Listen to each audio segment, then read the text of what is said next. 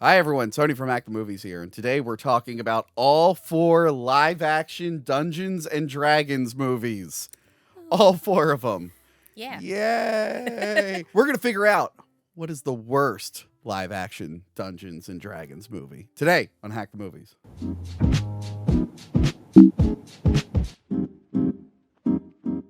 Hello, Monica. How are you? Hi, Tony. I'm doing well. How are you? I'm doing great. We're here to talk about Dungeons and Dragons. Yeah. And I needed someone who knew a lot about Dungeons and Dragons.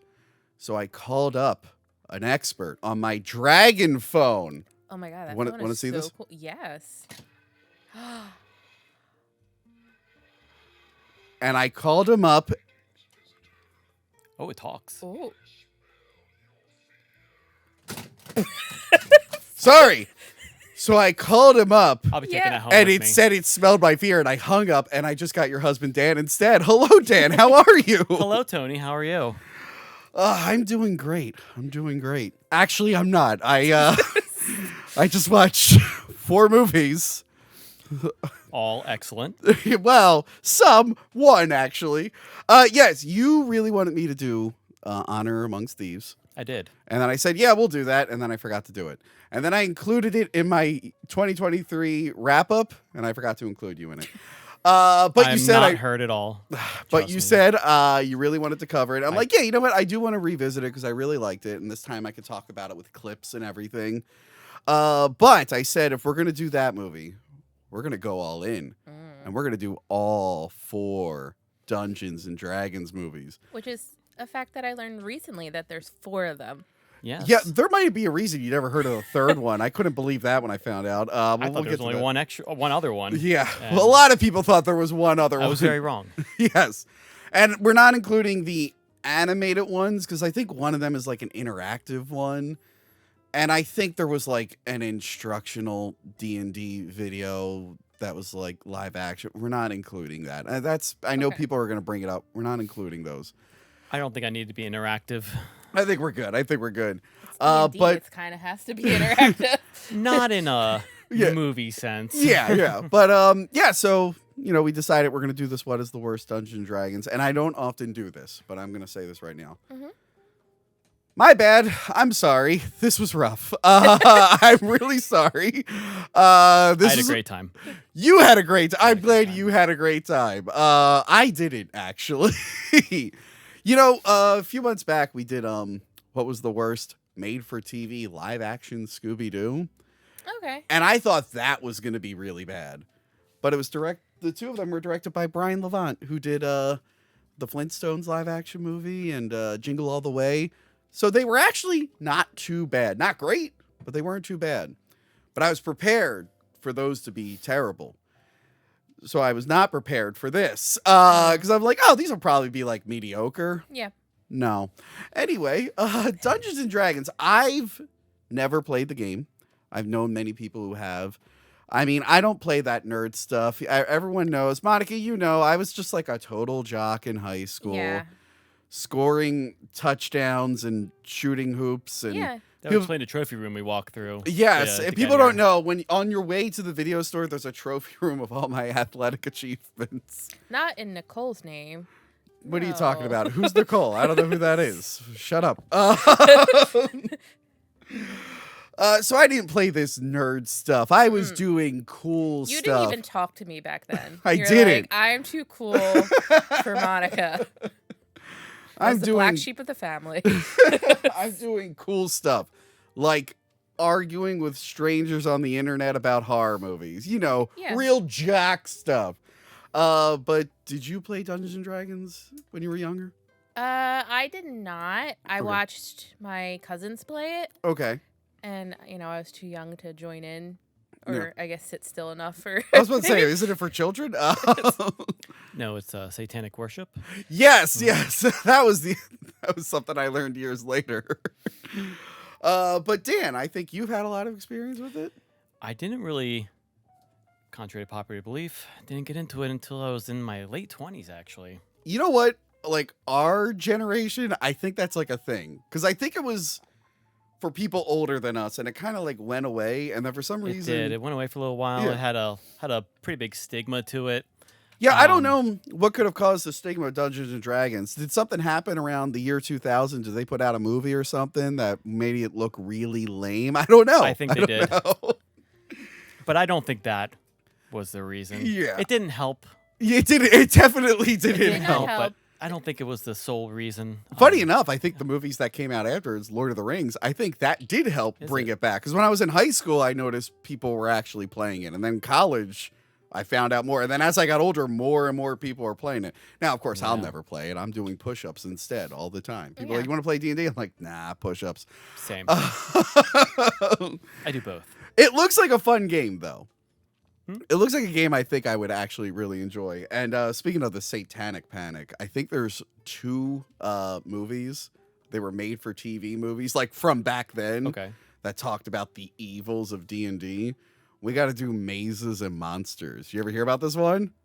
No. I have not. Stars a young Tom Hanks. Teenage Tom Hanks. Okay. And he plays a game called Mazes and Monsters, and he gets too into it, and he starts hallucinating the game, and he goes around killing people because he's imagining them as, like, goblins. This isn't like a Jumanji thing.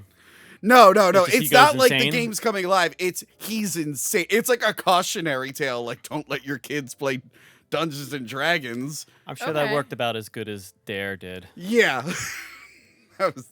Dare was a huge flop. We've talked about it. Man, I don't know. When I was learning about Dare, they told me that people would be offering me free drugs and alcohol all the time, and I'm like, that sounds great. And you know what didn't happen? It never happened. That never happened. It never happened. And I'm a They're little expensive. disappointed. They're real expensive. Yeah. What they should have said is that nobody's going to share free drugs and alcohol with us, and we need to figure it out ourselves. Because that sounded great, and they lied to us on 2 fronts. There's so many people. I think there's studies now where they're like, actually, Dare like informed kids about how many drugs there are and got them interested in them. Same with Dungeons and Dragons. Everyone said it was satanic, and then everyone got super into it. I think what also has helped was Stranger Things. I think that's gotten people into it. Absolutely. I mean, Stranger Things was a big catalyst for that, like, push again. But then with the popularity of podcasting and Critical Role. A lot of podcasters, I've noticed, That was the big kind of Dungeons and Dragons story. Real quick. Why is your house making these weird noises? No, my computer, when I'm rendering, it makes that sound. I'm going to pause the render. Critical Role. Popular podcast that has blown up.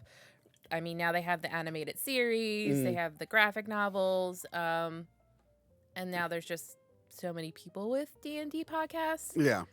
Too many?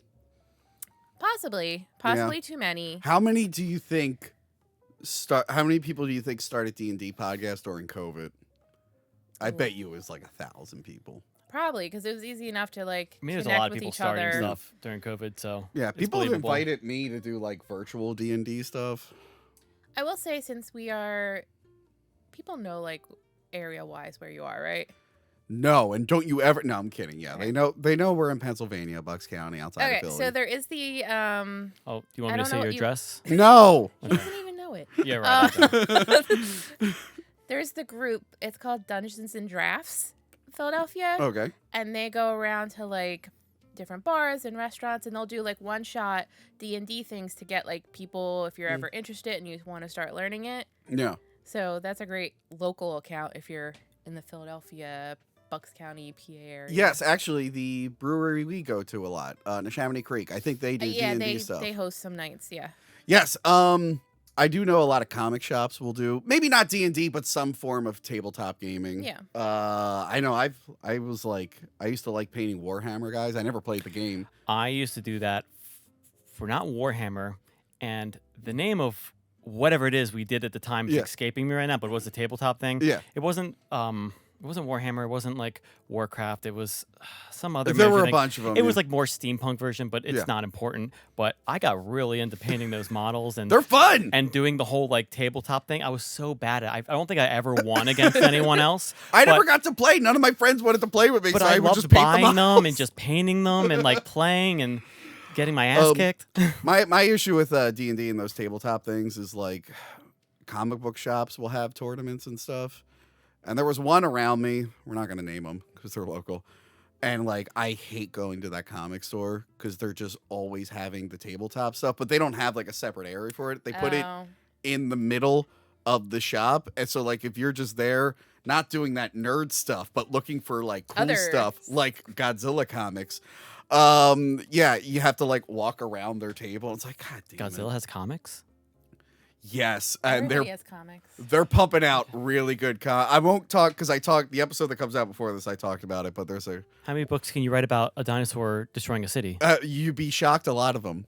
Last year he fought the Justice League with King Kong, Okay, I'm interested. and this year he fought the Great Gatsby and Dracula Like the and book? Sherlock Holmes and Jules Verne all in What? the same book. I'll tell you about it after. Okay. The episode before this, I went on a side tangent, but I got to tell you about I have this no book. idea It's how any of hilarious. this would work, and I'm very interested now. It's hilarious. And then this year he's going to be fighting the Avengers.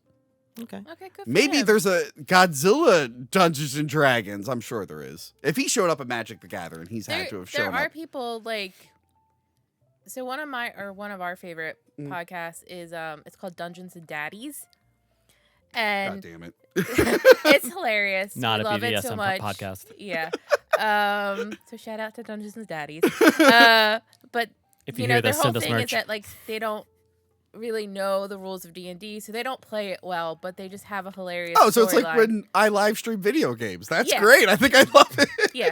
I think there's a fine line between when you stream video games and being good at them and being so bad at them you just make everyone watching you angry. I don't think I've ever been that bad at a video game. To be fair, I think it is hard to entertain and play a game at the same time. Yes. But you are not allowed to be too bad. Although on Christmas, I did get like way too high, and I live streamed a Nintendo Switch Grinch game. Oh, okay. Yeah. I know exactly what game you're talking about too. Yeah. That was embarrassing. That game is also mind-numbingly terrible. It's really bad. I bought it for the twins, and they don't even like it. I'm like, great. Glad I wasted money on this piece of shit. Anyway, so that's our experience with Dungeons and Yeah, yeah. Dragons. Let's get into our first movie. Now, this movie Yes. I saw in the theater. You Oh. did. I did. Did you not see it in theater? Lucky I don't- you. Did you? I didn't even know it You're existed. asking me, and I'm gonna say no. I didn't. I'm pretty sure I did not see it in theaters. Oh, the funny thing is, like a year or two ago, she remembered that I saw Silent Hill in theaters with her. Yeah. But since then, you've forgotten about so many other movies we've Were seen. you old enough together. to see Silent Hill in theaters? I did. How old were you? Silent Hill came out on my birthday. Yeah, we saw it so for I her think birthday. That's why I remember. That's why. But then there's other times I'm like, yeah, me and Monica, we saw this. You're like, we did? I'm like, all right, never mind. I think I have a bad perception when Silent Hill, Silence of the Lambs came out because. Wait, no, Silent Hill. We're talking about Oh, Silent Silent Hill. Okay. You know what? Yeah. No, if me and Monica saw Silence of the Lambs in 1990 in theaters, that would have been a problem. Okay, so I there wouldn't were- have there were- understood a single thing. there were two Dans there. One was hearing Silent Hill and said it. The other one was thinking Silence of the Lambs, and they somehow I've got done that crossed. so many times on the show where I'm thinking the right thing, but I'm saying the wrong But thing. at the same time, I'm thinking like, why are we talking about Silence of the Lambs? Anyway, Yeah. so you don't remember if you saw this. I assume you I'm didn't. pretty sure I didn't. Yes, Silent Hill, that's the one where the Okay, really okay, bad okay. mother, right? yeah, yeah. yeah. Okay. So, so you didn't know this existed at all? Okay. No, that was a lie. Okay, I was gonna say you had to have at least heard of this. I at some knew point. the first one existed. I did not know about the other Well, I don't ones. blame you for that. I don't blame you for that. Yeah, so they put out this movie. The director, where's his name? Courtney Solomon. He apparently tried to get this made for like 10 years. And like for whatever reason, it was just stuck in development hell. And eventually he got some assholes to fork up the money to make this thing. They didn't fork up a lot of money. And it shows. It shows. You know what's really weird is I also read that supposedly Mhm. James Cameron and Francis Ford Coppola were interested in directing, and I was like, I don't understand that Yeah. at all. Hold on, I looked into that. So the guy who wrote and directed this Yeah. didn't want to direct it. He was just trying to produce it and get it off the ground. Uh-huh. I think the studio he was pitching it to, he recommended them to be the directors. Okay, And they went, no, you just do it. So that he- makes more sense. Like, yes, yes. But yeah, they put this out. I guess they were trying to beat Lord of the Rings to the punch because Lord of the Rings is being shot at this time, like all three, because they filmed them consecutively. Well, they got the one actor because he decided not to do Lord of the Rings because he was going to be in Dungeons and Dragons. I saw that. Yeah, and he said he didn't. He was one of the Doctor Who's, right? Yeah. Tom Baker, I think. Yes, but I think he said like he doesn't regret it. I mean, No. he's fine. He probably does. Nah, because he's done so much. So Yeah, he had he was a Doctor Who. Yeah. No, and I'm happy for him. Yeah. But let's not pretend like he didn't regret that. He said, he's like, no, the flight was shorter to go to Canada to film D&D than go to New Zealand. And I'm sure live he can there try to for... cope with it. He was older at that However point. That he wasn't wants. like it wasn't gonna like help his career that much No. or anything. This isn't like the guy who got like fired from Lord of the Rings.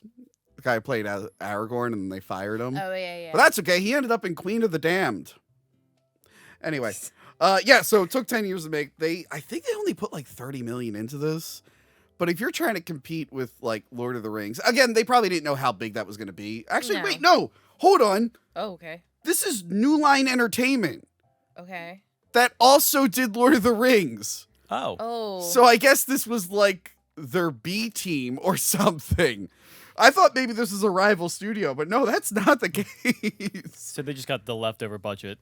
Yeah, I guess so. I guess maybe this is like they were putting like a feeler out. You know what this reminds me of? Will the nerds come? It's kind of like when everybody sent all their B team to like Shrek. Yeah, yes, and then Shrek And then ended it ended up exploding. But Which- this one just wasn't Shrek. Which recently we did. What is the worst? No, what is the best Shrek movie? Okay. You have to watch that to find out which one it is. Spoiler: it's not 3. Yes, this is reminding me of. Wait, do you remember Wing Commander? Based off a video game, they made a movie starring No. Freddie Prinze Jr. and I have Matthew no Lillard. idea what video game Wing Commander is. Really, I have no idea. Kind of. it was a Since big you thing. said Freddie Prinze and Matthew Lillard, like it's kind of jogging in my brain a little. Yeah, it was a '90s video game. It had FMV sequences and it starred like Mark Hamill. That Was it one of those games where it was like mostly like FMV and you kind of controlled? And it was the like direction no, of no, it? it was like a 2D whatever thing, but it had FMV sequences. So they made a movie. And they put it out like before the Phantom Menace, and people went and saw that movie to see the Phantom Menace trailer, and then they walk out of the movie. But this feels Wow. like they're like, you know what? Everyone's real excited for this thing coming out. Let's put out like another thing while they're waiting. So they shat out Dungeons and Dragons. Get it?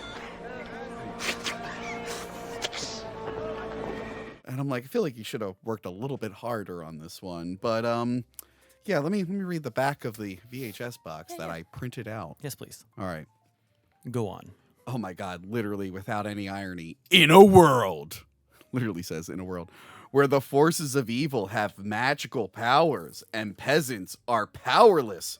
Only a ragtag group of young adventurers. It's always a ragtag group. It's never like military trained. I just want to also rewind there. When have peasants ever had power? Never, and I hope they never get them. Mm-hmm. It's never like this is the elite and they're super trained Yeah, and I would say equipped. that's very 1% of you to say. Sorry. Can save the day. Profion, Academy Award winner Jeremy Irons, who was in Reversal of Fortune. Is that what he won the award for? Mm-mm. Never heard of that fucking movie. No, I haven't either. And I've seen a lot of Jeremy Irons movies. Well, I guess you're slacking. Next review? Next review, we're going to do Reversal of Fortune starring Jeremy Irons. All right. Is the diabolical mage who plots to take over the kingdom of Izmir. The Empress Zavina Thora Birch from American Beauty and Hocus Pocus Yeah. and other movies. Yeah, I'm blanking right now, but Her dad was like her agent, who was like a former porn star, and I think that's the reason her career went to shit because he was just like the worst agent ever. Oh. Anyway, fun fact. Okay. For example, she's in this movie. Fights to return peaceful times to her subjects. Now the hopes of Izmir rest with Snails, Marlon Wayans from Scary Movie, Ridley, Justin Whalen, TV's Lois and Clark, The New Adventures of Superman. He was Jimmy Olsen. They fired the first actor, and they got him to replace him. Okay. The first actor Yeah. was the cop in Final Destination 2, which we reviewed a month or two ago. And the fighters, brave enough to help them, they didn't even name the other ones, battled the dark forces of Profion. Dazzling special effects, no. And spellbinding performances, absolutely not. Conjure up a supernatural film that brings the adventure home to you. So, like I said, I saw this in the theater. Okay. Saw it with my godfather, and I was like, this looks cool. Dragons, magic. It's right up your cool alley. It's right up my... Well, actually, no, it's not up my I said alley. the same thing about the Mario Sorry, I Brothers movie. You thought the Mario Brothers movie was going to be cool? Yeah. I mean, young me definitely thought it was, even though some of the characters look really weird, but I digress. We have a whole review on it. And I have a breakdown of the work print version. I'll make sure that I maybe take some time to watch one of your reviews. Just at some one point. would be Yeah. nice. Anyway, sorry, I forgot the bit for the episode. I went to this movie to see what the nerds were bragging about. Obviously, it's not cool stuff like Footballs and yes, cheerleaders. And, yes, all those things that I'm into. Yeah. So this is my godfather, and I remember like even being in the theater going, "Oh, this is kind of lame." It was one of those like it's one of those moments because what it was 2000. I was like 9 or 10, but it's one of those moments where I'm just like, I feel like I should like this. I've seen things like this, but I don't like this. I don't like it at all. It's the same feeling I had when I saw Batman and Robin a few years before, where I went, I know I'm supposed to like this, but I'm not enjoying it. Aw. Yes, and I forgot about it. Oh, that happens to you too? Yeah. Actually, I only remembered like a few things from the movie. The most memorable thing Recently or back then? from like back then, like before I went to rewatch it, I'm like, what do I remember? I'm like, I remember a dragon like falls and gets impaled on something, and I remember a talking skeleton. I like the talking skeleton. The talking skeleton was actually pretty cool. Best part of the movie. Not gonna lie. And then I can't remember what else I remembered. So that was it. A dragon fell, a skeleton. But the most memorable thing about this since it got released is my good friend, the Nostalgia Critic, did a review on it years ago. Yeah. And he does a great impression of Jeremy Irons going, he just does that so perfectly. So yes, I put this on the other night. Well, it's still really, really bad. But Jeremy Irons is so good. Like, you can tell he knew what movie he was in. Like, he probably knew, he's like, this is gonna suck. No one will probably see it. Let me just be wacky and fun with it. And he was. He But was. no one could Fantastic. match his energy. Exactly. So, like, it almost made it feel like he was overacting. But I mean, he was the mage. He was the bad guy. So, Yeah. like, you do get a little leeway there of being Yeah. overzealous. Although it was funny, his introduction, he just got his hands out with his cape. Which is a weird coincidence, because I think the episode before this is Daredevil. And Colin Farrell, also his one introduction, his hands are out going up an escalator. I'm like, what is it recently that I'm watching with movies where bad guys are going like this when they're introduced? So he's trying to control red dragons, Red Yes. dragons, yes. which are not a killer from a Hannibal Lecter movie. They are literal red dragons. Now, Yeah. They're more powerful than normal dragons. normal dragons, there's- which are gold, they look gold in the No, movie. gold dragons are a little Are higher. bigger than red, or better than red. Not bigger, more powerful. More powerful. Okay. So he is trying to control a regular dragon and it doesn't work. And he's like, I need the stone of whatever. Does anyone have the name of anything? He needs the rod of Savril. Sure, that thing. Yeah. To control It's red more like dragons. a wand. Yeah. Okay, but it's called Rod of Savril. They do call it the rod. Because I think at one point he's like, I want don't that know what they're rod. talking Or, about. he says, give me the rod. And I'm like, that sounds funny.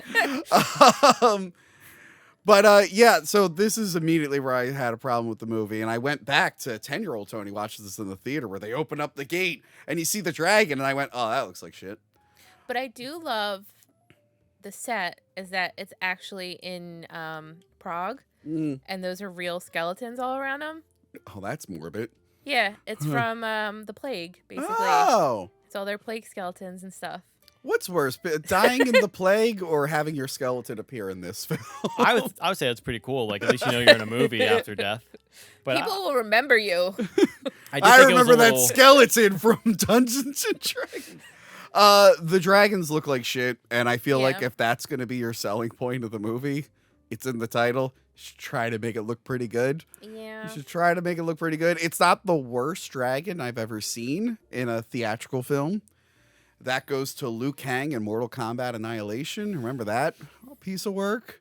That was Do you a not tiny remember? little guy, right? Did I watch that one? Huh? That's a tiny little dragon guy, right? Or am I thinking? No. At the end of Mortal Kombat Annihilation, they did the animalities from the video games. Okay. I don't And think I saw that one. Liu Kang turns into a dragon, and it looks unfinished. It looks really bad. Maybe I forget. It looks like a PlayStation 1 graphic, like from when the movie came out. Maybe and that's a nod to the PlayStation. Well, actually, no. It came out on the Super Nintendo and Genesis first. No, but I'm saying like the effects, because it came out in 1998. Point is, that is the worst dragon I've seen. This is a close second. In a major theatrical film. Yeah. There are worse dragons coming, don't worry. We thought this was bad. Yeah. But yeah, so he's entertaining, but like the villain that you follow most of the time is Bruce Payne as Demodar, Our favorite. with who his blue lips. for some For some reason reason, has it blue lips. Weird. I couldn't But find love it. any information on the blue lips. I don't know whose decision it was. I don't think it was his, because skipping ahead, he does not wear them again. No. But yeah, he's the actual bad guy, and Bruce Payne has been in a lot of movies. He's in a lot of bad movies. But he usually plays a bad guy. A good movie he was in where he played a bad guy was Passenger 57, starring Wesley Snipes. You ever see that one? I don't think so. It's a Die Hard on a Plane ripoff. Okay. Wesley Snipes is in it, and he's the air marshal, and he's got to like save the plane from the terrorists. Point is, there's a great scene where he's like talking to the terrorists on the phone, and it's Bruce Payne. And he's like, "Hey, you ever play roulette?" And Bruce Payne's like, "No." And then the camera just zooms up on Wesley Snipes, and he goes, "Always bet on black." And I'm like, that's the greatest scene I've ever seen in a film. I actually can't remember a lot of that movie except for that. But yeah, those are our villains. Our heroes, like I said, are Justin Whalen, who has not been in anything in like 20 years. Yeah. He's a teacher now. Is that what he is? Yeah. Okay, I was wondering what happened. I talked about him. Me and Kaylee did Serial Mom. Did you ever see Serial Mom? That's a good one. Mom. But we talked about in that episode, I'm like, I feel like we saw that dude all over in the 90s. He was everywhere in the 90s. It was everywhere. Yeah. It was in like Child's Play 3, Serial Mom, Lois and Clark. And then All these things I've never seen.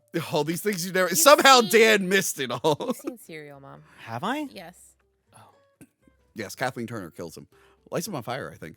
But yeah, it's so weird when you see him in a movie. 'Cause you're like, oh yeah, that guy. It's like Jonathan Taylor Thomas. Like, oh yeah, that guy was like shoved down our throats, and then they just disappeared. They went away. Yeah. He's pretty terrible in this. Him and everyone else. Yes, and that's the thing. Wacky comedic sidekick Marlon Wayans. Does Snails. not fit the No. bill at all. No. Just, it's almost like they gave him clothing and a hat style to represent modern day, Yes. which did not seem to fit very well. And it was killing my immersion. That broke the immersion That for broke you. it for me. All that, and just like these heroes that they introduce that do nothing. Yes. Like the dwarf, might as well just call him Captain Background or Mr. Does Nothing the entire movie. I like Captain Background. That's a good one. He just doesn't like elves. He's there to just be like, I He don't like says a elves. few quips that are never funny. Yeah. Stands there, maybe hits one person with his axe later, and other than that, he's like drinking, or just like they forget about him, or he wanders off in a scene, and he's like, "Oh, we gotta go." You know what's weird though? He can be funny. That actor. He's in the Pirates of the Caribbean movies. I'm sure he can be. He's funny. one of the wacky dudes. But in Remember this the movie, wacky he's just dudes? not. The two guys Yeah. are like best friends. He's one of them. He's also in Seinfeld. He's a funny guy. So when I saw him in this, I'm like, oh, I forgot he was in this. And I'm watching the movie. I'm like, oh, this. That's why I forgot. Also, now that I know that it's New Line, were they like stealing stuff from Lord of the Rings? Because then he's like, I hate elves, and I'm like, I know that's a Tolkien thing, kind of, but is that a Dungeons and Dragons thing as well? I mean, I know it is derivative as to a in point. any fantasy thing, there's a lot of it's really steeped in like racism against like each faction or anything like that. But like elves are there's two types of elves in D&D. It's either the ones that are like servants or enslaved, and then there's the ones that are too good for everyone else. Oh, okay. Kind of deal. So like, you're not gonna see that much of side of elves in D&D unless you're literally where they are, but they don't allow any of the society around them in there. So that's why you never really see that when you see D&D stuff. So it's mostly like when you see like things in D&D lore, elves are either like mage assistants or they work in brothels or weird things or elf brothels. Yeah, well, all right, I might start playing D&D. To spend your whole time. Is there an elf brothel campaign? I mean, there's also like there's so many different kinds of elves. There's like, the wood elves, the high elves, the ones that the drow, which nobody likes. The ones that make toys for Santa Claus. Yeah, yes. Yeah. There's so many subsects of elves in. Okay, so then that maybe is something from the games, but it's just weird that the same studio put 2 movies out where there's this elf dwarf tension. Yeah. I don't know. I feel like they were like spying on the other production. They're like, let's put that in our movie, because he's mad at Lady Elf. Norda. Yes, Norda, who is there. Yeah. Speaking of just a character you forget about, it really is just snails. Just you do nothing characters. They do nothing, and you get the mage, the girl who's the mage. Yes, but she can't cast magic without some dust. I'm like, so she's not really a mage. She's just using. She's also an dust. Apprentice. So yes, but you have to know how to do magic. Wouldn't it be more okay? So apprentices can still cast magic. Yeah. So wouldn't it be more fun to have somebody who can cast magic and do something cool for D&D instead of some girl who just gets upset at everything and runs away? It's funny because there's a later movie in the series where there is a character who struggles with magic, but it's done like well and humorously. And this one, it's just like frustrating. Yeah. And it's like, I kind of don't want you to get better at magic. I kind of want you to leave the movie. You do have to worry in that movie because, so like in the beginning, Ridley and Snails. Yeah. They're like, we're gonna rob the magic school, and they act like it's which very is a weird thing in itself. Yeah, but you get there, and Marina, who's the assistant, and then I guess the High Wizard, whatever, I don't know what he is. Yeah. They're the only 2 people at this magic school. Yeah, nobody else in this whole village or town goes to magic students school or anything. Yeah, like the guards are gone. I'm like, there's nothing in this magic school. Like, no, let's go to the academy. And check that out. Not the guards are low. Let's go hit a bank. Yeah, they want to go specifically to the magic school. So specific. Also, to go to the academy. The reason everyone's distracted is because he kills that dragon, and then the water blood on fire, and lights the water on fire. But it's just like, is no one investigating that? Well, they live in a magical world. I guess so. So this is probably just another day in paradise. Yeah, so like their whole adventure again is to get the rod, and they got to get it before Blue Lips gets it. And then like Blue Lips, I'm just calling him Blue Lips. Okay. Blue Lips fails a little bit, so then Jeremy Irons shows up back in the movie, and he puts an eel in his head.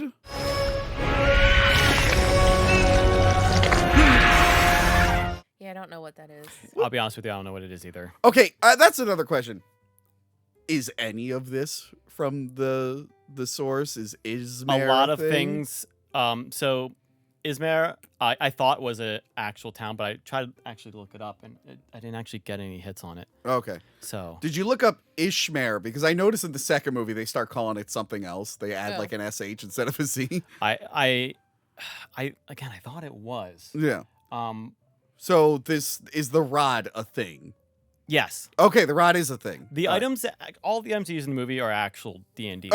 Okay. I figured at least some of them would be. They are actually lore accurate. Yeah. Okay, and then the red dragons are real. Yes. Okay, the one, because I did not like a ton of research, but I was looking through D&D stuff. At some point in the movie, there was a big ball monster with like tentacles and eyes. The Beholder. Yes. Okay, that is something from... Yes. Because I saw a picture of it, but that feels like they threw it in the movie in post. Like it was never actually meant to be in the movie. They were probably like, put it in the movie just randomly. So a few things to say about that. So we have a beholder. Yes. And beholders are they're a pretty popular or famous monster in D&D. Yeah. Very dangerous. Okay. Extremely dangerous in D&D. And the beholder that you see in the movie is a very standard beholder, but beholders are actually split into many, many, many different families of beholders. Okay. And they all look different, and they all hate each other. Oh, nice. But we're not going to really get into that. That's fine. What I really want to get into is you may have noticed that the beholder has many eyes on stalks. Yes. Right? So our main character, our hero, throws a stone to distract him. Yeah. And this beholder, who is friendly with humans, which would never happen. Yeah. In Yeah, because he's working with like the bad guys. Yeah. So beholders have two modes: hate and wanting to be alone. They're like hermits. They like to be left alone. Oh my God, I'm a beholder. I had no idea. Oh my God, I feel so seen. He throws this stone, and the being with 360 vision That's right. He could be anywhere. goes to check this out, and apparently takes all of its eyes and looks in one direction. I didn't think about that. It's just And I'm thinking to myself, I'm like, also the beholder's like really small too. They're actually huge, and this one's like a baby one. oh, this one's It's called seething. money. You know what the funny thing is? The beholder with the eye. I think Big Trouble in Little China has a monster that's exactly this. But I think like Big Trouble, because what D&D is like from the 70s. I actually don't know when it started. I think it's from the 70s. So it's funny. I think Big Trouble in Little China, like someone must have been playing that game. They're like, let's make a monster that looks like this. And then this is like a bigger version of that. But yeah, this movie just doesn't work for me. The characters' chemistry, I just don't care about. Chemistry's awful. It's awful. Marlon Wayne's total outcast in this. Well, he was also doing this and Requiem for a Dream at the same time. That is the funniest thing in the world. So, like, they were, like, splitting him, and he would, like, have deadlines, and, like, he has to fly back out for this one, and he has to come back. So, like, he might have had a bigger role, Yeah. and then they're like, we can't do this anymore. maybe they killed him off in the movie because they wanted to. He just had other obligations. We got to get rid of him. Yeah. And there's a point in the movie where he goes up against Demodar, Blue Lips, Yes. and this is when he decides he wants to be brave. This man with no weapons, no combat experience, wants to go up against somebody with weapons, Yeah. combat experience, magic, whatever it may be, and we're supposed to just believe all of a sudden like he finds his courage to fight. No, why don't you run? Yeah. Like There's no reason for there's him no to want to reason, fight him. and that's like there's no reason for the fight. And then like you'll also see later they the main character goes in, gets like talks to the skeleton, gets the wand, okay? The rod. It's a rod. And he leaves, and everyone's captured, Yeah. and they have an exchange, and then they start a fight, and then you see them all break out from the guards. I'm like, why didn't they do that to begin with? How did they get caught? If they could just beat them all right now as it is, were they just like, we're just going to wait for him to come out and just... It's so stupid. The fights are so poorly choreographed. It's just like, Yeah. they're like, if you're thinking Dungeons and Dragons, you're thinking cool fights, magic, but they're not delivering on any of this. And the main character isn't even like believable. Like, we don't ever believe the main character actually has fighting experience, and No. we're expecting him to now fight like Demodar or And I don't or even. What was his whoever, motivation again? He just He hated doesn't- mages. Yeah, he hated mages. Yeah. But also or motivation the they were whole, going to destroy the city. the whole thing was like getting, what's her name? Savina wanted to give rights to the peasants. Yes. So he's a peasant technically. Okay. So I think kind of trying to fight for their rights He and like also fell in love Yeah, he fell in love with the mage girl. after a weird conversation. Yeah. yeah, like there's no chemistry there where There's I could believe absolutely that they none. would be like in love. No. And then also he's kind of got like this, not like chosen one thing, but there's like this, because only he can go into that one cave where the rod is. They're like, only you are meant to be here. And Yeah. it's like, why? Yeah. Are you it's- like secretly a wizard? What's And going he on? was It's the only weird. one that could get through the maze. Okay, can we talk about at the maze? Okay. Which I feel is like the only proper dungeon in the movie. Yeah. By the way, this whole movie looks like a fucking episode of Hercules or Xena. This doesn't look like a theater level film. No. But the most shocking thing about The Maze is that it's headed by Richard O'Brien from Rocky Horror Picture Show. Yes, I think you must be very accomplished to have such a precious morsel traveling with you. That's who that guy is. He's the one who wrote and created the Rocky Horror Picture I Show. can He see plays that now. Riff Raff in it. He just shows up randomly in the movie. I'm like, what the fuck is Richard O'Brien? And he's clearly just playing himself. And I'm Yeah. like, what the fuck is going on here? Is that a thing, this maze? So I know they had to have a dungeon in it, but they're like, I- here's the dungeon section. I guess you can really do anything you want. It's D&D. Yeah. I guess my thing with this is that our main character is obviously a thief, rogue, Yeah. whatever of that archetype, and he does no thief things Yeah. in this. Like what they were known for doing and Yeah. being good at, he doesn't do any of that. He doesn't sit here and unlock doors. He doesn't detect or disarm traps. No. You know, he's basically on an episode of Guts trying to, you know, get through these up the Obstacles. aggro crag to claim his trophy. And it's just none of this. It's like, and we have no reason to believe he's ever this acrobatic to begin with. No. He seems like such a normal do nothing guy. He doesn't ever tell us he has a background in like combat. He doesn't tell us he has a background You're in right, like there really is- in like robbing or anything or stealing from people. He's just good when they need him to be and bad when they need him to be. The funny thing is, they just know, like, the movie knows that we have seen shit like Star Wars and whatnot. So the movie's just like, this guy, he's like those other guys. You get it, right? It's like, well, I need a little bit of I information. need something to I connect. need something. Yeah, I Yeah. need something here. I can't just be like, oh, he reminds me of that guy in the other movie that I'd rather be watching. But the funny thing about The Maze is they're like, no one can ever get through it. But it's got like a viewing area.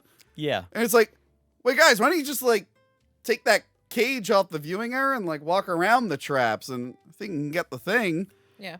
What the fuck is going on here? Everything about it just so obtuse Yeah. that I'm watching. You could have just taken this and just taken the Dungeons and Dragons label off of it and just slapped anything else on it, because as Yeah. far as like talking about the dragons and the rod and very few minor things, it's not Dungeons and Dragons. It's That's what I was assuming.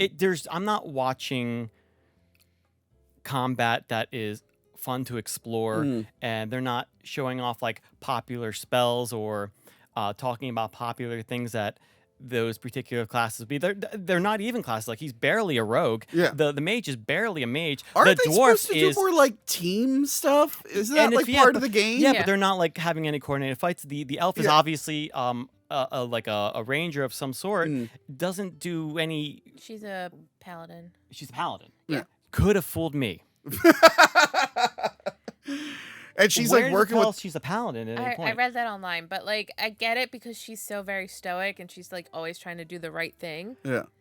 Because she's working for like the She's working for princess, Savina, right? Yeah, yeah. she's like spying on them, and it's like, why don't you just send that girl to get the rod? She Yeah. seems to know what she's doing. Yeah, she can don her Madonna breastplate and go out. Madonna and breastplate was pretty and good. Get this rod herself. She really needed to get that rod. I wanted to see her get Oh. that rod.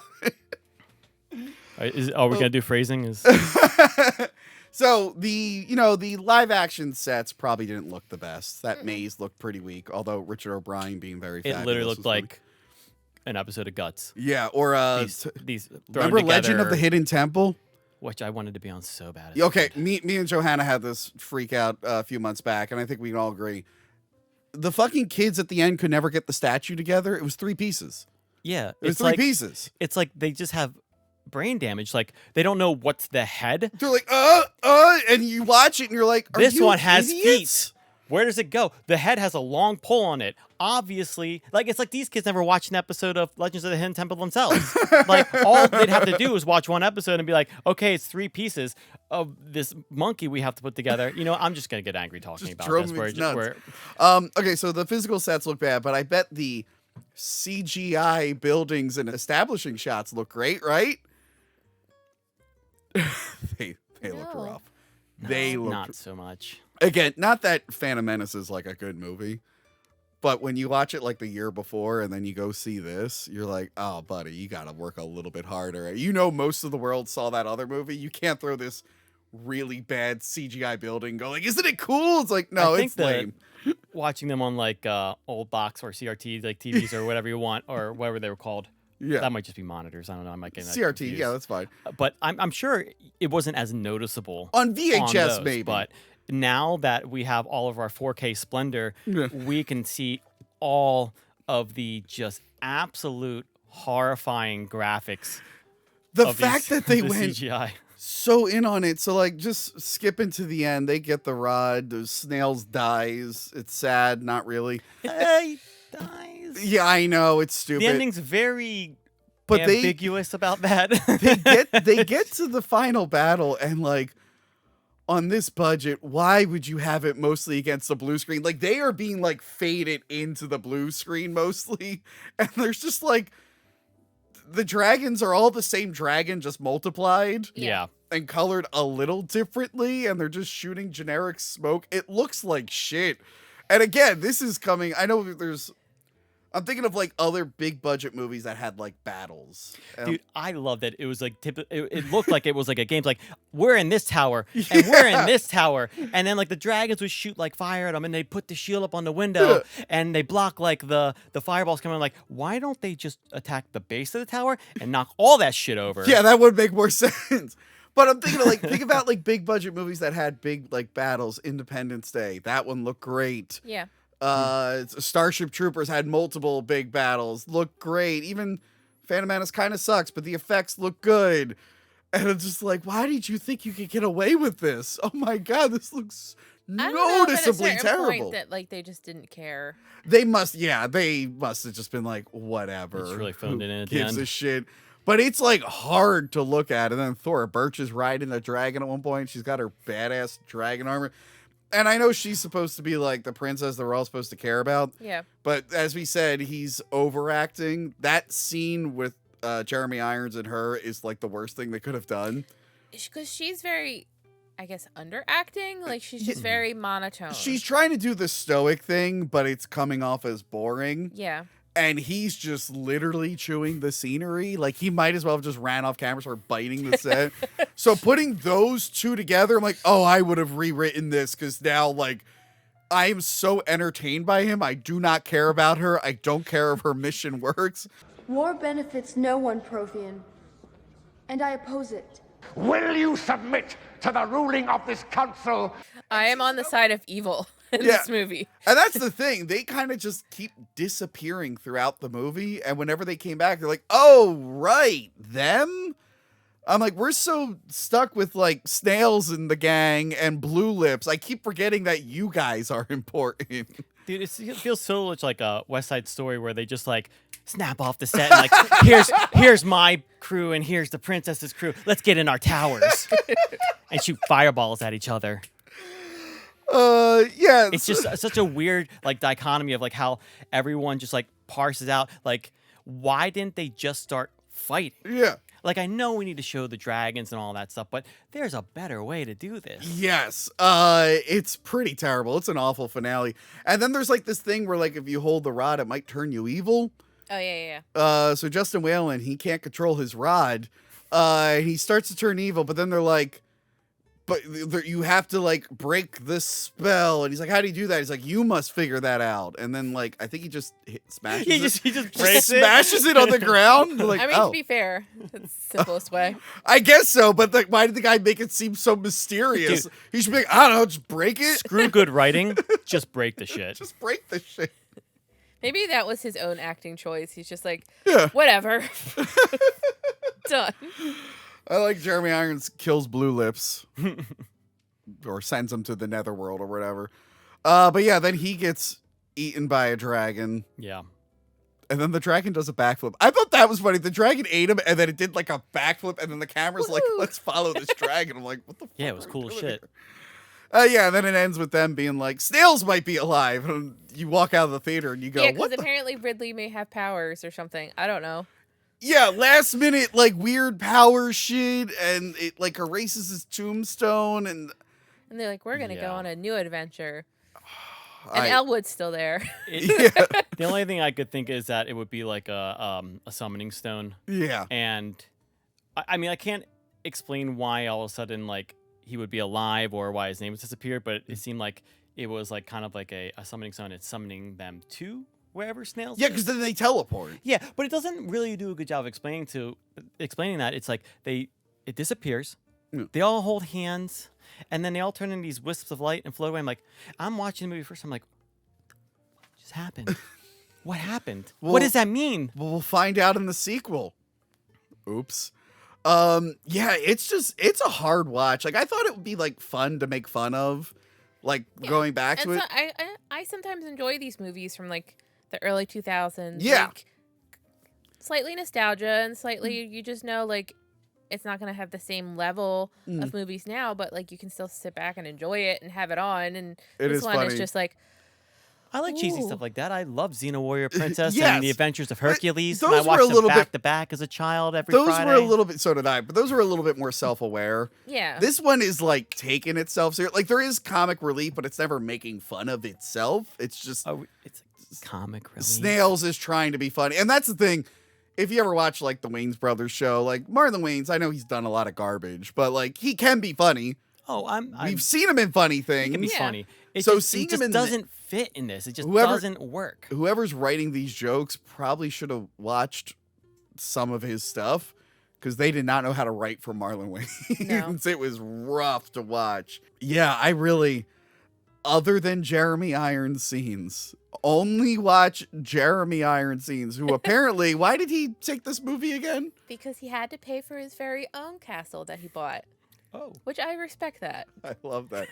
And funny enough, that's a good reason. that is a great reason. I approve of that. But too. the funny thing was, like, after this, like 5 years later, he goes, "Yeah, I'll be an Aragon." It's like, wow, you really are doing the dragon thing again so soon. Okay. Maybe he had costly repairs. I don't know. I didn't read into that part. I'm sure the upkeep on a castle is very expensive. It probably is very expensive. But yeah, I just revisiting it, I realize now why I never rewatched it. It's just not very entertaining. It's not fun to poke fun at. No. It's just kind of dull and bland. I remember a few years ago, I forgot to look it up. It just popped in my brain, but apparently there was like a pretty big deleted scene that like someone shared on Twitter where they find like a dragon egg or something. Oh. I just popped in my head and I'm like, fuck, I should have researched that before I brought it up here.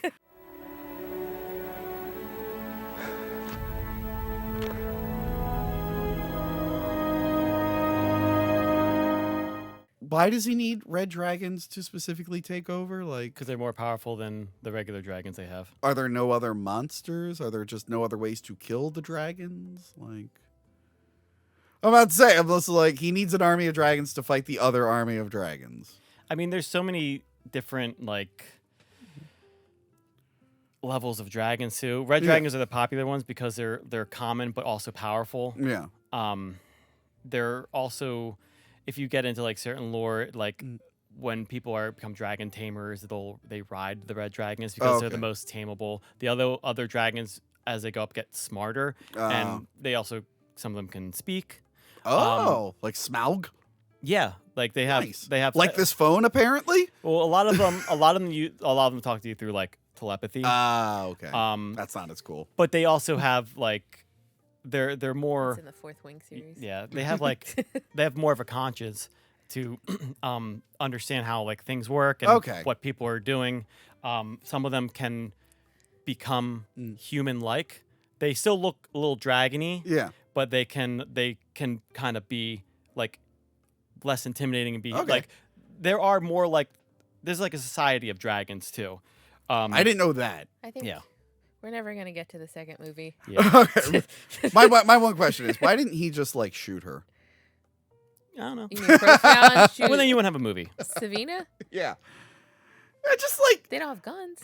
I know, but it just like, she Yeah, but they seemed have like, magic missile, and I'm magic looking at- missile doesn't miss. I'm looking at that princess and I'm just like, you could just probably like punch her really hard and you get the whole kingdom. Like, what are we doing here? Why are you doing this red dragon shit? Hit her with an acid arrow. I guess he figures no one else would go against him if he Yeah. So, lorded over dragons. a few years later, Yeah. I guess they were smart. They put this direct to video. They do a sequel to this, a legit sequel.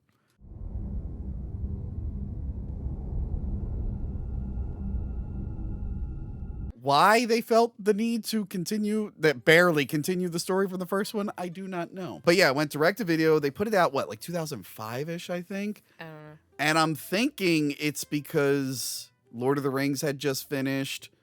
Aragon is being made. Narnia is doing well. This feels like, hey, for home video release, let's put like a dragon fantasy thing out just to fit in with a lot of what all these other people are doing. Just like a cheap alternative. Yeah, 2005. So yeah, you get Dungeons and Dragons Wrath of the Dragon God. Mm-hmm. Yes. Dan, can you read the plot synopsis on the back of that? Oh, man, with my 3rd grade reading level. All right.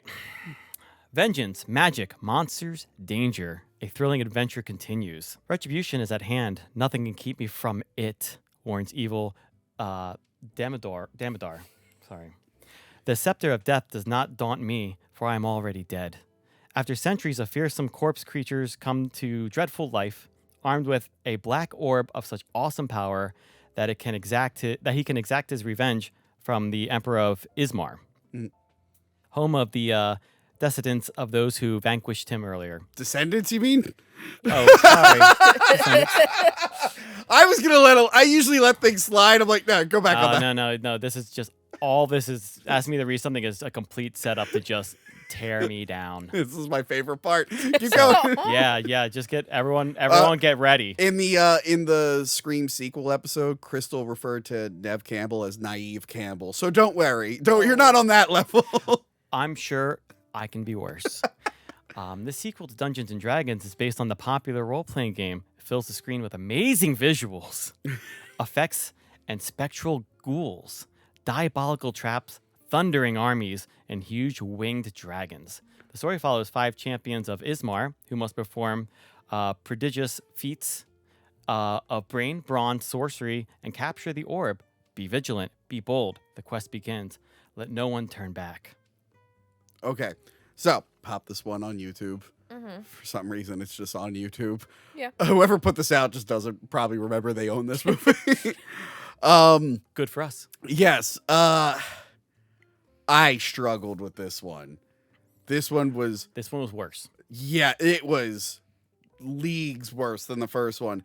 Although it might be the worst one. Yeah, although I hear it's a little bit more like accurate to the game, which I kind of felt when I'm like, I bet you a lot of this, because they actually are a team. They are working together, ragtag team, but I mean, this one has more of like a group of different characters. Yes. When you say group, do you mean that they never did anything together when it came to fighting, though?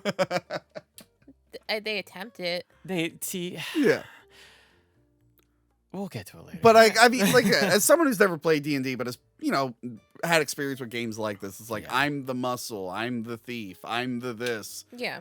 We got to find this magical thing to get this thing. That all felt accurate, and the creator of D&D, whose name is that I butchered before this, Gary Gygax. Yes, apparently he helped develop the story from this. So I feel like maybe a lot of that is accurate.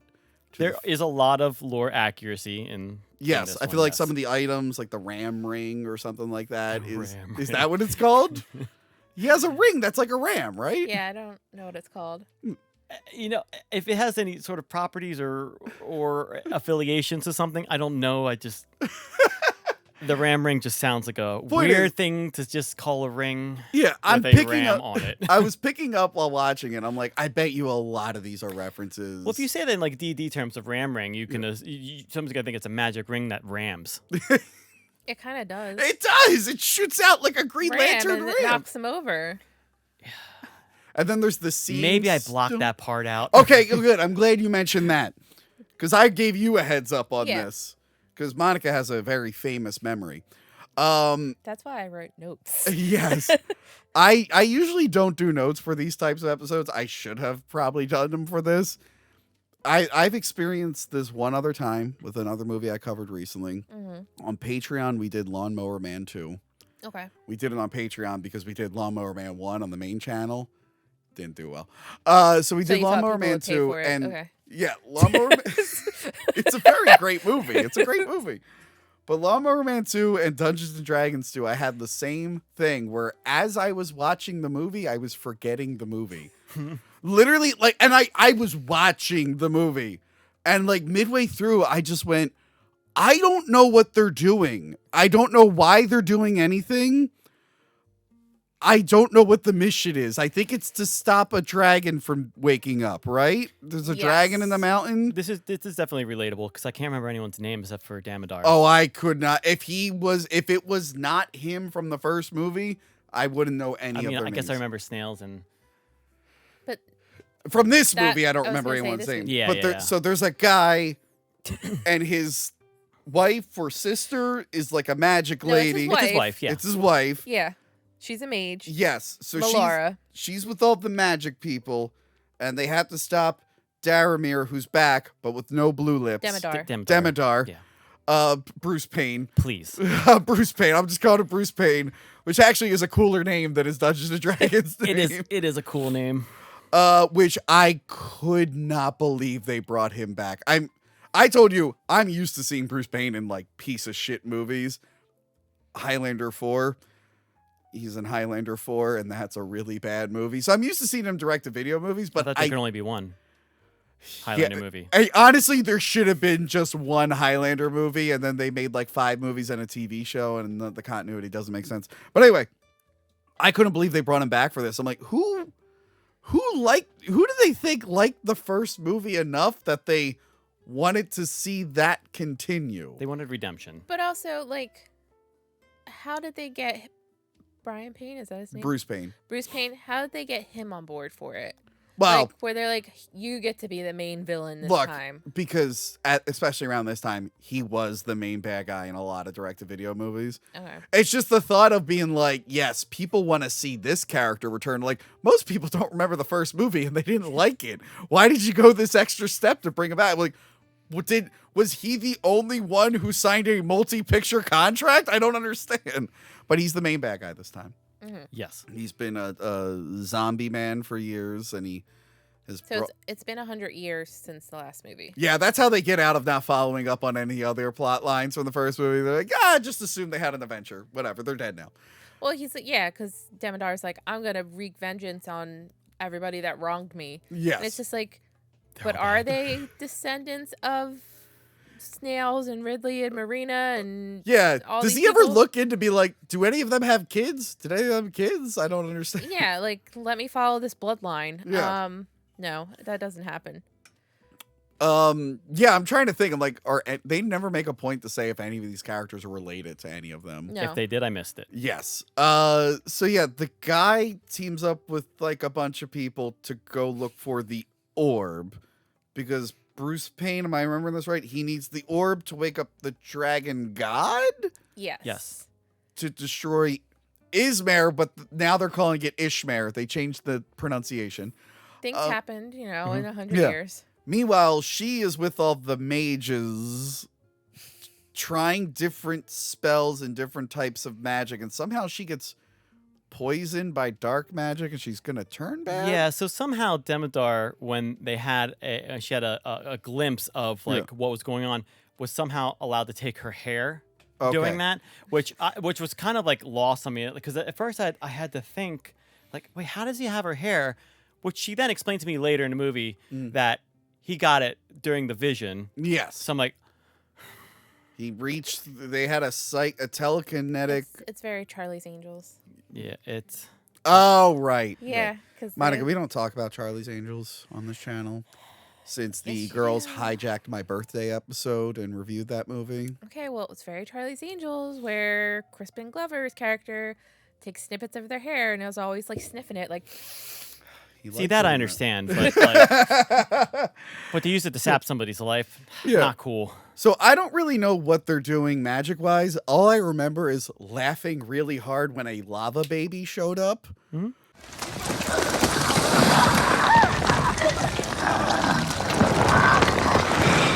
And I was like, what the Again, I'm watching it. I have no idea what's going on.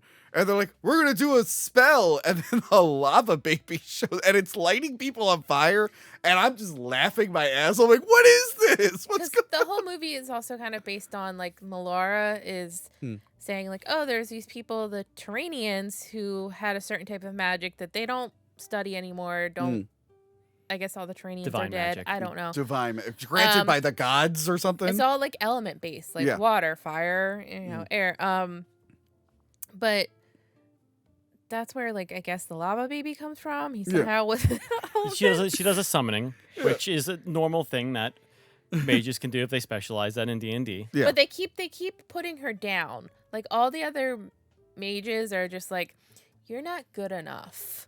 Yeah. Like, we're not gonna let you be a mage. Like, you. Even though they showed up to the house and she showed them this book that she found, proving that, like, you know, she has some information, while they all gather around and look at the book, and one guy in the back, you can see the drugs are starting to kick in. Pico's our favorite. Yeah. He's just in the background the whole time.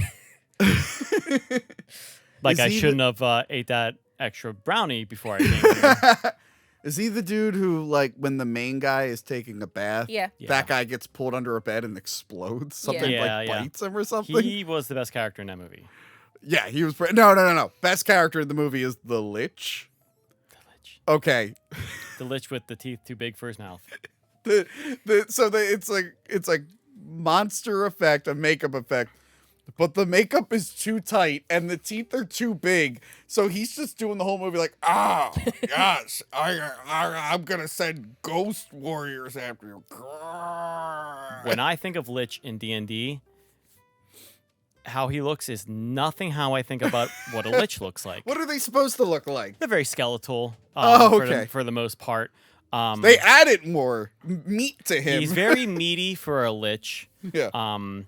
You know, and Liches are very, very powerful beings. They're probably more powerful than beholders. I've heard the term Lich before. Yeah. So yeah. You know, they're notoriously hard to kill because they have these phylacteries, and if we don't What the know, hell's a phylactery? and I'm getting there. Okay. This is why I'm glad he's here. I don't know these things. If anyone needs a reference, it's kind of like in Harry Potter, Voldemort had Horcruxes. Horcruxes. Okay, where those I he know. would Those I attach know. his soul to certain parts, and the only way Gotcha. to make him vulnerable was to destroy the whole Horcruxes. Gotcha. So Liches are the same way; they cannot be killed unless you kill all their phylacteries. Oh, okay. But I hate that term so much. it gets It does sound very gross. they can get very pedantic by saying that, you know, this Lich's one of their phylacteries can be broken up into, like, you know, 20 different souls, and this blade of grass has that one soul or something like that. And then there's more reasonable ones where it's just like, this is just where they're stored. Yeah, so real quick. So he's working with Bruce Payne in this? See, that's very unlich-like. Yes, but then when Well, he says he's like, oh, well, I want to be kind of like on the right side of this evil plan, so Yeah. he wants to be part of it. So it's not like he started out working with Demodar. He just kind of joined in. Then they wake up the Dragon God, and then he kind of makes a comment like, this is going to fuck up, and I'm glad I'm here to see it. It's like, what was your whole point to being here? But this is where I have a big problem with that, is that this Lich is more powerful than everyone in this movie combined. Liches are very powerful. Yeah. If he wanted to just do something when they were in the castle, he could have just... Liches can literally stop time. He forgot he could do that. He had a hard time moving. This one just kind of made ghost soldiers show up that were easy to run away from. Yeah, I mean, Liches will definitely summon their own personal little army, for sure.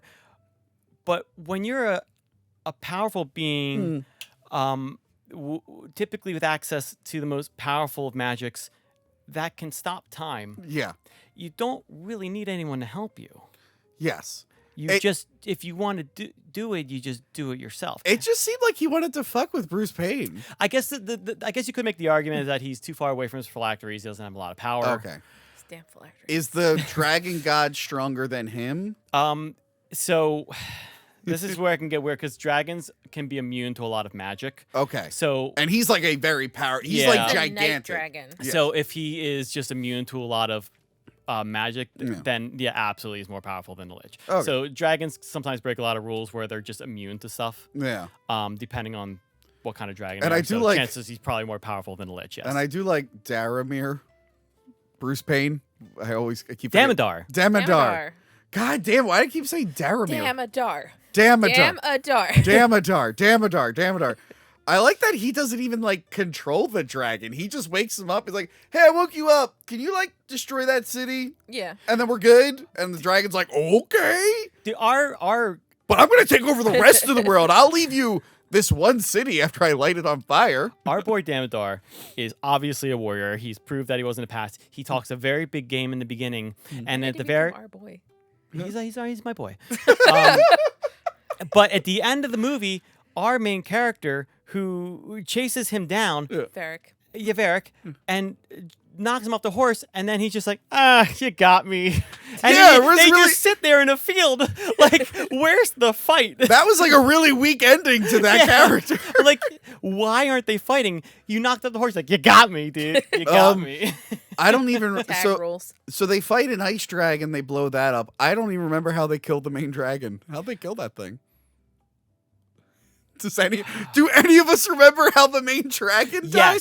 Yes. Was it the So- orb? So yeah, so they Oh, break Melora. they Yeah, break the she's- curse on Melora. Okay. And she comes back to life and she uses the dragon orb to destroy him. Mm-hmm. She uses that Terranian magic because the Terranian magic is the one that put the Right. dragon to sleep in the first place. Got you. The one scene I thought was like kind of interesting was when the girl got like stuck in the wall and they had to teleport. That was kind of cool because you always hear about that in movies where they mention teleporting. Like you'd be stuck in a wall, but you like rarely see it. So that was kind of cool to see. And they're like, "All right, we're gonna have to cut your arm off as soon as we teleport." I thought they were gonna actually like, judging based off the first character, that they might have just like slowly killed off the party members. Yeah. So I actually want to talk about the cleric Okay. because this really bothered me. Is that Dorian. the lady, magic lady, or? No, the guy. No, He had no. like the weird. He had the hammer, the weird haircut. Okay. And the thing on his. Oh, patches. gotcha. Yeah. So they go to this hut, right? Mhm. And the rogue is cool. He's like, oh, it's trapped. He does rogue things. He disarms the traps. He senses the traps, which rogues can sense traps. You know, they Yes. can disarm. He's doing rogue stuff. That's cool. Yeah. And then they get ambushed by this dragon. Mm. And it almost felt like our brave warriors are just panicking. They're running around just hitting it, and our brilliant cleric just was hiding and just steps out, and he just like puts up the shield. I'm like, first of all, And then he just dies. yeah, and then he just dies.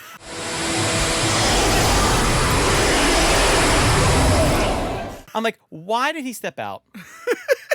Maybe it was like self-sacrifice. I don't know. But what was he sacrificing? Nobody was fighting. There wasn't like they weren't trying to get away. It wasn't even like someone fell and he jumped in front of it. He's like, and he didn't even put his hammer or whatever. He I think he started with the shield. He cast a shield spell. Okay. And then he got overpowered, and Okay. then they ate him, and obviously he got blown up. Yeah. In the drag, but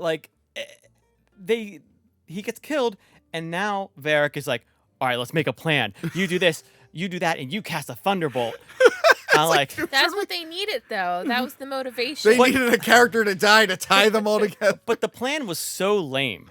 You know what the motivation, Monaco, could have been? What? A dragon was attacking them. Yeah. I don't think a guy needed to die. I think the dragon they're like, oh shit, we gotta make up a plan. But it could have been a cool epic battle using actual like D&D skills from Yeah. the characters, and they just didn't do that. Like the rogue threw a dagger at it, the other guy just stabbed with a sword, she threw a thunderbolt. Like there's such individual instances of not epic combat Yeah. where it wasn't ever a team effort. It was just like, or I guess it could be a team effort considerably, but they're just throwing like bullshit at it Yeah. and then hoping for the best. So another scene I had a problem with. I had a lot of problems with this. So there's like who's the smart talking like thief dude? Nim. Nim, okay. There's a moment where he's like, no one look at me. I'm doing guild secrets and blah, blah, blah. And then like he just like pulls a lever. Yeah. Yeah. Like, what the fuck was that? He wanted to seem important. Like, I guess so. Oh, was it a clever joke? I think it was supposed to be a joke. Like, It didn't come off like a joke. It didn't come off like a Mister, I'm running away from a lich trip and just happened to find a gem of true seeing. What a shoehorned in ass plot right there. I think the other thing that threw me off with this movie is like, so Varric, the guy that we follow throughout the whole movie, first of all, he's a tax lord, and somehow he gets entrusted with this mission. Okay. Yeah. Oh, and I think he mentioned he was something before that. Yeah, he captain of the was, guard. but like now he's a fucking tax lord. Yeah. And he kind of says like when the wizards are like, "Oh, we're gonna entrust you with this, the tax lord, to take care of this problem," he kind of makes it sound like he knows all the other party members for like their brave deeds before, and when they get together, they don't seem to act like they've ever known each other Nah, or he probably just had read any about 'em. shared missions. Maybe he just read about And them. again, bad synergy between the characters Yeah. for the most part. Maybe Nim and Lux. Lux, the barbarian girl, had a little bit, but the other ones just none at all. Like they just didn't gel very well together. No. I and- like when that dove got electrocuted. That was funny. Oh my god, that was so She's funny. like, "This is my best friend since childhood. This thing will help me." And she puts it up in the air and it gets electrocuted. 2 seconds And then that later. guy laughs about it. Okay, that was humorous. That was pretty funny. That was pretty funny. I did get a laugh out of that Ona. one myself. The pigeon's name, the dove's name was Ona. Now, I think we could all agree what the most memorable part of this film was. And that was Bruce Payne getting fluid poured into his He's spine. getting blood, Yes. life force put But- into him. In certain angles, it looks like he's just shoving like a thing in his ass while he's laying on Yes. the table and he's enjoying it a little too much. There's just so many like arbitrary scenes happening that just seem so disjointed. Yeah. He grew his handbags. So stupid. I know when he was laying on the table, he's like, like I'm just like, why is this so sensual and erotic? I don't like it. It's making me And it's uncomfortable. only done once. Like you see the bodies hanging Yeah. a couple times in the movie, but like this scene's only done once, and I'm like, is it really that important for him? Like I feel like we would bring it up more. I don't know. But this is like 2 movies now where Bruce Payne is playing a bad guy who is like kind of gay. In Highlander Endgame, right? So you kill an immortal and you get like the quickening and it's like them going in you. He does a line where he's like, "What's wrong? Don't you want to be inside me?" And it's like, okay, I know you're talking about the quickening, but that's clearly like a gay thing. And then seeing him in this, I'm just like, what was Bruce Payne's deal? Being in these movies, just being a little weird. But yeah, the Wrath of the Dragon God. I struggled with this one. It was by far This one was a struggle, but I can see how there's things in it that resemble the game. there were some cool ideas. Yes, But everything was just so stiff. yes, it was very by the numbers. It was very bland. Yeah. Uh, There's no real personality in it. The dragon looks like shit, There's also like no people of color in this movie. which is weird because he's going after the descendants, and snails, I guess, didn't come back Well, to he life. died. Well, they imply that he's coming back to life. Let's Maybe not he didn't. pretend like snails had any descendants to Yeah, he was He was flirting with the elf. So unsuccessfully. unsuccessfully. I guess she didn't have kids either. Yeah. Also, he's dead. You can't have kids. You can't have kids when you're dead. But if he came back to life, I don't know. But we don't know that now because we have just this disjointed ending. That would have been funny if he's like, and by the way, snails never came back to life. And the character's like, who's snails? It's like, oh, yeah, all right, that was 100 years ago, before your time. All I'm going to say is Lava Baby. I did Pico. like the lava baby. Lava Baby was hilarious. justice for Pico. Justice for Pico. Which one was he again? You said you knew who he was. He's the guy in the background where the drugs were kicking Yes, in. that guy. I forgot his name. The I didn't know he had a assistant. name. I didn't know he had a We name. had to look it up, and it's Pico. Do we have any last words on Dungeons and Dragons 2? I think I'm done with that one. All right. I just have a note, boring ending, but I don't even remember what the ending was. How boring it was. It was boring. All the endings are very anticlimactic. Yeah. But yeah, No so epic combat. yeah, and the epic combat we got in the first movie was pretty lame, so I Oh, don't well, Yeah. blame them. Damodar gets put in jail again. Oh yeah, he's just in jail now. He's in jail. Yeah, he just- dies in the first one. Now he's just in jail. Enjoy the rest of eternity in jail now, asshole. Yeah, can he? I guess he can't do magic in jail. I don't know what's good. Yeah, nothing's explained. Anyway, yeah, he put Anti-magic jail.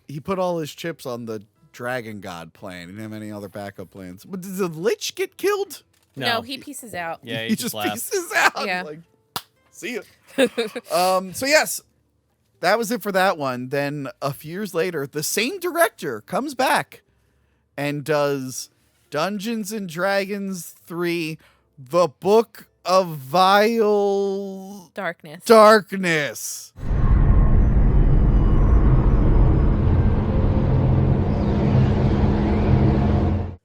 Monica, Yeah. can you please read the back of this very rare DVD that does not exist in America? I do love that it's a picture of the DVD box That on a I- rug. The DVD is so rare. This was the only picture I could find in English of the back of the box. It's from eBay. A legendary knight faces the ultimate battle. In this spectacular action trilogy, a band of heroes must join forces to defy an empire in the ultimate fight against evil. Battling deadly, fire-breathing dragons and evil emperors, these men must use their cunning, wit, and bravery to defeat their enemies and restore righteousness across the land. But with their resources running low and their predators closing ever tighter, their mission ends in a terrifying battle with grave consequences. So I just want to insert something that none of this happens in the movie. Yeah, I was about to say, I'm like, This is not the. They're This, all they bad they guys. watched it. They wrote a synopsis for a different movie. yes. Because first of all, not a legendary warrior. He is a No. brand new. Yeah, he's brand knight. new. He's brand new. A real bitch boy. Yes. And he teams up. Literally he's- cries in the first 2 minutes. He really does. There's like an obelisk they have to wake up, and he fails at waking it up, and then he bitches. He's like, He's like, this doesn't happen. Not to me. And he's part of this night group that everyone makes fun of because I guess it's been so long since they were relevant. So he's Yeah. crying about that. The Knights of the New Sun. 1,000 years. Yes, and then they all die, and then he has to literally team up with the bad guys. Which I think was kind of actually an interesting I'm not gonna lie, perspective. I was real into that. I'm like, Yeah. I actually like. It's a fun twist because You're it's always always seeing the good guys. it's always a ragtag group of Yeah. heroes. I'm like, I like that he's getting in with the bad guys and has to take them out You one get at to a time. see how evil characters get to use their powers. I'm like, this is a really cool perspective that they didn't execute well at all. I mean, they tried. It's executed better than the other ones.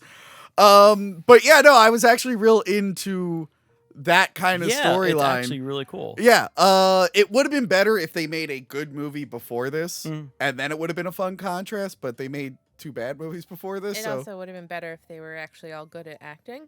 yeah, that would have helped. That would have Yeah. helped. I didn't want to bring it up, but yeah, that would have helped. But that's a theme we can't break from all the movies where Yes. the acting's just really stiff and bad. Yes, even Very- if you have an Academy almost like they were Award-winning reading- actor, he needs to act poorly. It almost seemed like they were reading off cue cards Yeah. when they were talking. Oh my god. Well, they filmed this in I think they also filmed this in Prague. I think. I feel like they I think it filmed was this one. Bulgaria or something. Something like that. By the way, this movie. How did you guys find this movie? Because I had to do it illegally. I definitely didn't illegally download it. It is on YouTube, but in Hindi. Yes. For whatever reason. So they put this out in 2012. Yeah. This aired on Sci-Fi Channel, and then it never got an American home video release. And you can't stream it in America. It's Well, the company behind it folded. but years later, I looked into that. They eventually failed and got absorbed by someone, but it was a few years later. It's just weird. Everything was going direct to video. Why did this one never make it? Not that you would want to own this movie, but it's just weird. I'm like, why is this one Well, clearly somebody does. clearly? Well, now it's a rare thing. It only was on home video overseas. Which so is crazy because the sets were so much better in this one. they were a little bit better. They were a little better. That's the thing. It's that a was me little not bit being better. sarcastic. They were actually better put together sets. Did the second movie actually do well on home video, or was it because they were putting on Sci-Fi Channel? They wanted to put, not that Sci-Fi Channel's known for great productions, but it's got to be a little bit decent. The CGI is a lot better. Still not great, but it's a lot better. But yeah, honestly, out of the 3 so far, this was the most engaging for me. Just because it was interesting seeing the hero get in with all the villains and try Yeah. to work around it. That was definitely more interesting perspective, and Yes. I actually really enjoyed the I want to say he was like a necromancer style mage, but I don't think he really was. The Phantom of the No, Opera he's guy? a, Yeah, he's like a plague. He's a necromancer. vermin lord. Vermin Lord. Whatever the fuck that is. But He was great. He was great. He was good. And like he had like I think he was actually really good at his role. I think he was actually a legitimately good actor. Like especially like some like the very like nuanced things he would do, like when his eyeball like came out. Yeah, when his and then eyeball turns Halo- into from the Mortal Kombat movie, the scorpion eel that comes out Yeah. of him. It's and basically, he's but I like that checking he event- winks. Yes, that's what I was getting to. He like looks over and goes, and just winks at him. But he does like all these little micro like Yeah. things that are just kind of like Yeah. it gives him personality, makes him likable. And it helps that everyone around him, that was kind of I don't likable. think I would say likable. He like was him. likable compared to everyone else, compared to the leader of the group. I can like villains. Yeah, Okay. compared to the main girl who is struggling to act. Strongest adversary you have ever faced is before you. Cordia. Yeah. Oh, Who her power yeah. is that she can make hands appear. Was she a mage? Was she a warrior? It was kind of She a was mix. sorceress. Yeah, but then Sorceress. she was so good at hand-to-hand combat. And multiple hands. She could teleport her in. The mage hand was pretty nice. That's Yeah. that was actually I enjoyed that she smacked somebody with it. Yeah. You know, It was pretty good little cool. Bitch slap. Her makeup was stupid. Yeah, I mean, younger me would have been totally into that. Totally into that, alt goth emo look. I would have been like, Oh, they're all alt goth I'm and like, emo in this. yeah, 18-year-old me would be like, that's for me. That's for me. If there's any alt goth girls out there that want to slap me with gloves, feel free to hit me up. This conversation's getting real weird. Okay, all right, no. Fuck you, miss. I'm into monster stuff, all right? You don't have... Fuck you, all right? You're like, I read monster fantasy stuff? I don't read that. I just know about most of them. Oh, really? You're not into monster dudes at all? No, I'm into monster dudes, but like I'm not reading the Still a little weird. fiction online or the now it's all Not that we books. know of, at least. Still weird. You We're look at me. into alt goth girls. You're into Ron Perlman as a red devil monkey, okay? Which, by the way, you left one of your Hellboy toys here. Oh, I keep did? forgetting to give it to you. Yeah. Okay.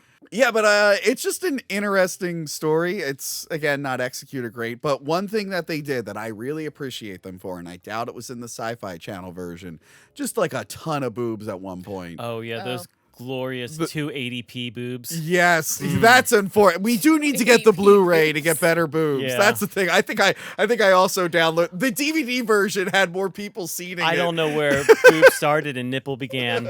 It was so muddy, but beautiful. But I appreciate they were there, and I like that the main girl. So he saves the leader of the bad guy's life. And as a thank you, she's allowed to just be his meat puppet for a night. And she literally says, ravage me however you want. But I like that the main actress is like, I'm not going tits out, but I'll show a little bit of my butt. And I'm like, that was a weird conversation they had in there. I was getting so many mixed signals. I'm like, will they? Won't they?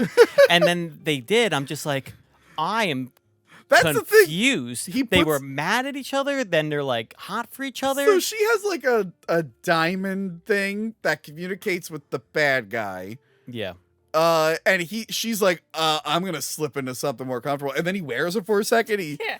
And he sees like them being like, my lady, we're torturing this guy who's the dude's dad. Yeah. But then he has to pretend like he doesn't know that. And then he has sex with her. I'm like, I don't know if I'd be able to have sex with a girl if I just found out she's like torturing my dad. There was a lot of morally ambiguous decisions Yeah. made by the main character who would switch between very big bitch boy to I'm a big man right now. Yes. Yeah. The one standout scene for me, just because it made me uncomfortable, was the little dead girl. That was uncomfortable. Yeah. That effect was weird. It's a cool design. And she's like sucking on their fingers. Yeah, I didn't enjoy that at all. Didn't enjoy Speak that for at all. yourself. Dan, this is the internet. It's gonna be forever. What, That's- he's into CGI skeleton. I said what I said. CGI skeleton zombie girls. I just don't like that her eyes blinked like that. That made me uncomfortable. Bless you. Eye things make you uncomfortable. Eye things do make me uncomfortable, but no, she looked really creepy. I was like, no, I don't want to look at her. I don't want to look at her. And then her dad is just like a knight. It's like a fire knight. That was stupid. Yeah, is that her dad? She says, "Help me, Dad," and then a fire knight comes out, and I assume that's her dad. I don't know. I was just very confused. I'm like, if this was like, what kind of like, lore monster was it? Like, is it like a magic armor, a Raedric? Is it a Dullahan? Like, is it an elemental? I actually couldn't parse what it was. It's zombie finger sucking lady magic. She's I the know one that making she's it. called a slaymate. A slaymate. I like that. Oh, come on! It does not say slaymate. That's what I read. Oh, she's no. called a slaymate. I don't like that. Love it. I don't like that. I'm I gonna can't find tell a you way more to use about that. By the way, the back of that DVD, which we know is wrong, Yeah. it Yeah. says that this like finishes the trilogy. This has nothing to do with the other movies. Even if it is the director of the previous one, it has nothing to do with the other movies. No, I mean, it does.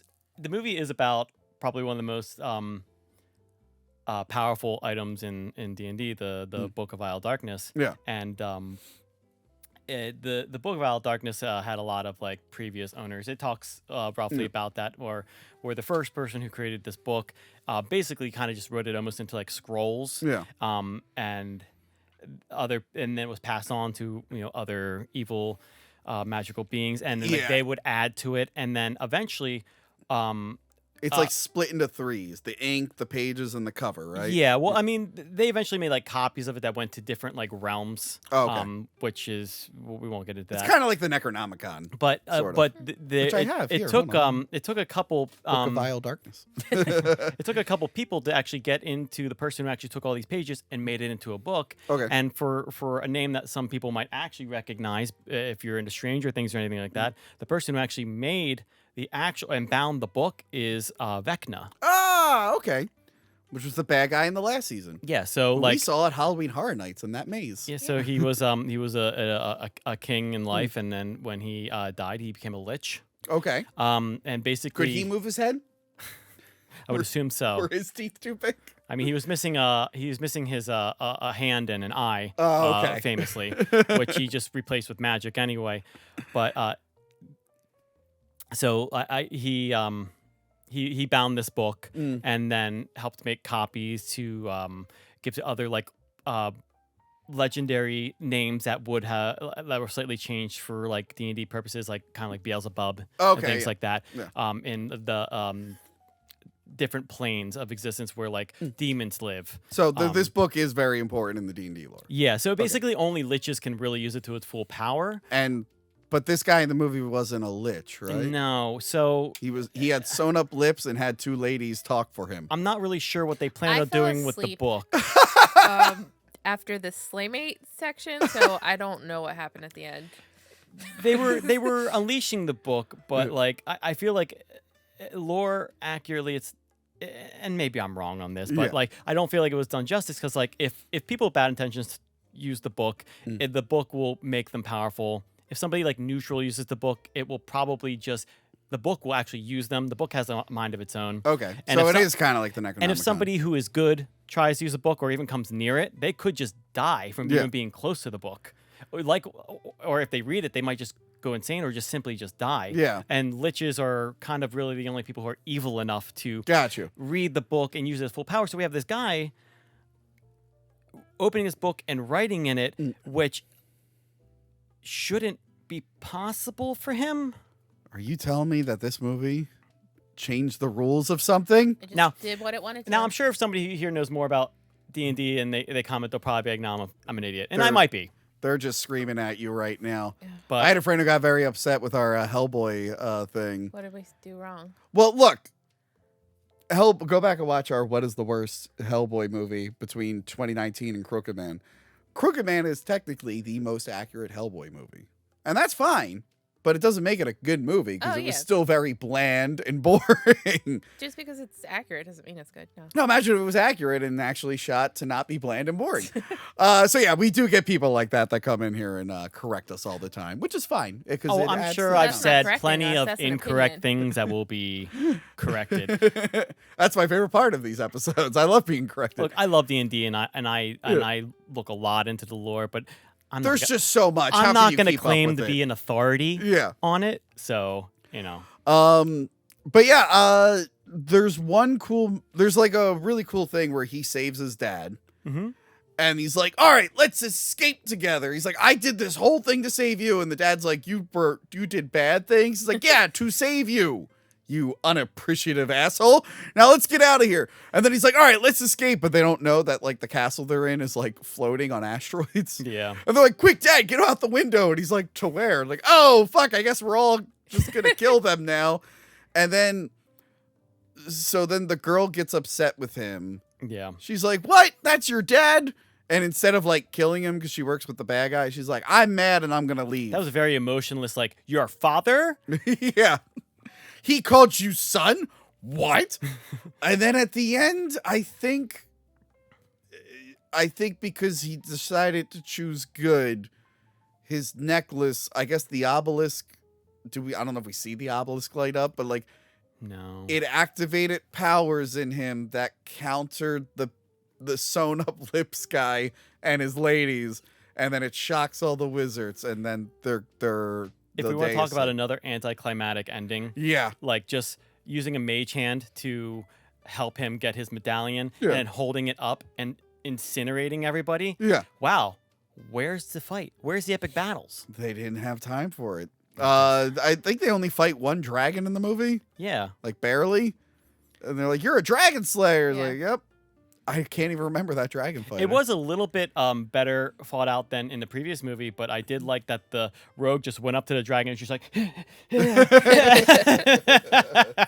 like, what the hell's going on? It's like a child running up this, like, an adult and, like, pounding on them. I'm like, dude, you're not doing anything. And then there's this weird cliffhanger where the girl's just like, yeah, I'm going to kill you one day. And he's like, I bet you will. And they're like flirting, but they're talking about killing each other. And I'm like, something's off here. What a terrible ending. But yeah, it's not great, but compared to the others, it's somewhat interesting. Like we said, there are ideas in this that I would like to see done in a much better movie. Ideas that could be explored in a much better movie. And we've would seen make movies a great where movie. someone who is good has to get in with the bad guys. It's always like a fun dynamic, but it was cool to see it in like this fantasy setting. It was. So I wanted to see where they would go with it. I did like where they were going with it. It just didn't fully deliver. Yeah. But that's all I got to say. It's got boobs in it, and if you can hunt down a Blu-ray, maybe you'll actually get to see them. But yeah, that one There's guy other just places has on the internet you can find boobs. Where? What? Where? Directly to these places. What's that so I can avoid what them. What is that Always Sunny meme where he's like, disgusting, where does this happen? Yeah, tell me where I can find this so I can avoid it. Dungeons and Dragons goes away. No one even knew it really came back, and some people didn't know it existed at all, but it goes away for many, many years. What a treat for me. And then in 2023, they give us Dungeons and Dragons Honor Amongst Thieves.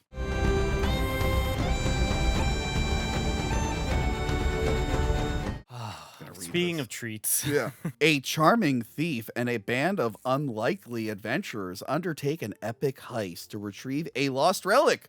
But things go dangerously awry.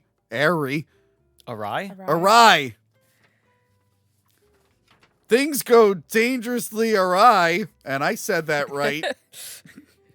I guess mine wasn't so bad now. Yeah, see, everyone gets one, all right?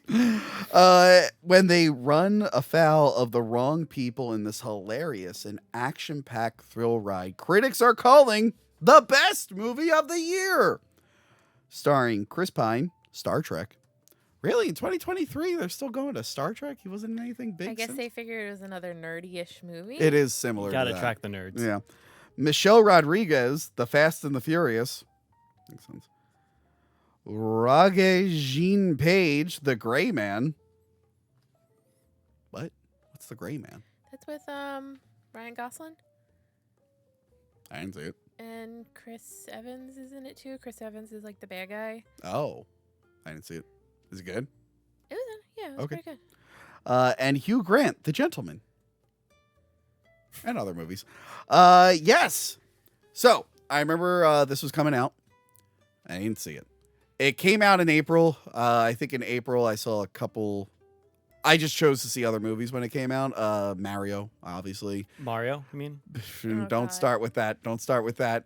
I will die on this hill. We've on this show we've debated that many times. There is no debate. It's okay. Our Italian fathers say Mario, we can get away with it. So yeah, I just skipped it at the time. And in my head, I'm like, look, I saw Dungeons and Dragons movies in the theater once, and that was enough for me. But throughout the year, I kept hearing how good it was. I think Sean from Movie Dumpster, I think he was like hyping it up a lot. And people who I would not expect to like these types of movies, like, were really, really digging it. And I knew I was going to check it out at some point because I like Chris Pine. Chris Pine's charming. Yeah. And it looked a little humorous. Yeah. And for me, I'm like, all right, that's funny for me. Are D&D fans going to like this that much? I don't know how much of a sense of humor they have. Wow. They have none. No, I'm sure they have sense of humor, but they like jokey stuff in their D&D. There is a lot of like Marvel sort of Reddit humor in this, but it works. Yeah, so I watched it and I'm like, holy shit, this is great. We talked about it in the end of the year wrap up, but I'm excited to talk about it again. I really like this movie. It's a really great mixture of, like we were just saying, the comedy and the action. Yes. So it brings you into the D&D world, Yes. but it lets you have fun with the D&D world. Yes. And like I said, it does have that kind of like quippy humor, but it's done well. That's the thing. Like early MCU had that. Because I think like Joss Whedon was there and he was kind of like the master of that. But since then, they've still tried to do that humor and it's been falling flat and now it's getting made fun of. Here it works. Yeah, I went into the theater with Monica. Yeah. She wanted to go see it, and I'm just like, it's a D&D movie. Yeah. I'm like, there's no way this is going to be good. I went in there with no expectations whatsoever. Yeah. And when I watched the movie and I came out, I'm like, the movie was amazing. It was incredible. I loved it so. I just loved it so much, It's- and I couldn't believe that they did it. Yeah. And they did a very good job of including people who don't play D&D.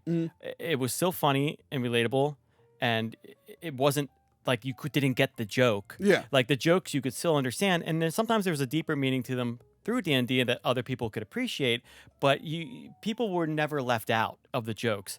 Yeah. So it did a very good job of including everybody. There was in with it. one. There was one that And the I jokes could, landed too. Yeah. They landed very well. Oh, the humor in this is spot on. Yeah. It's great.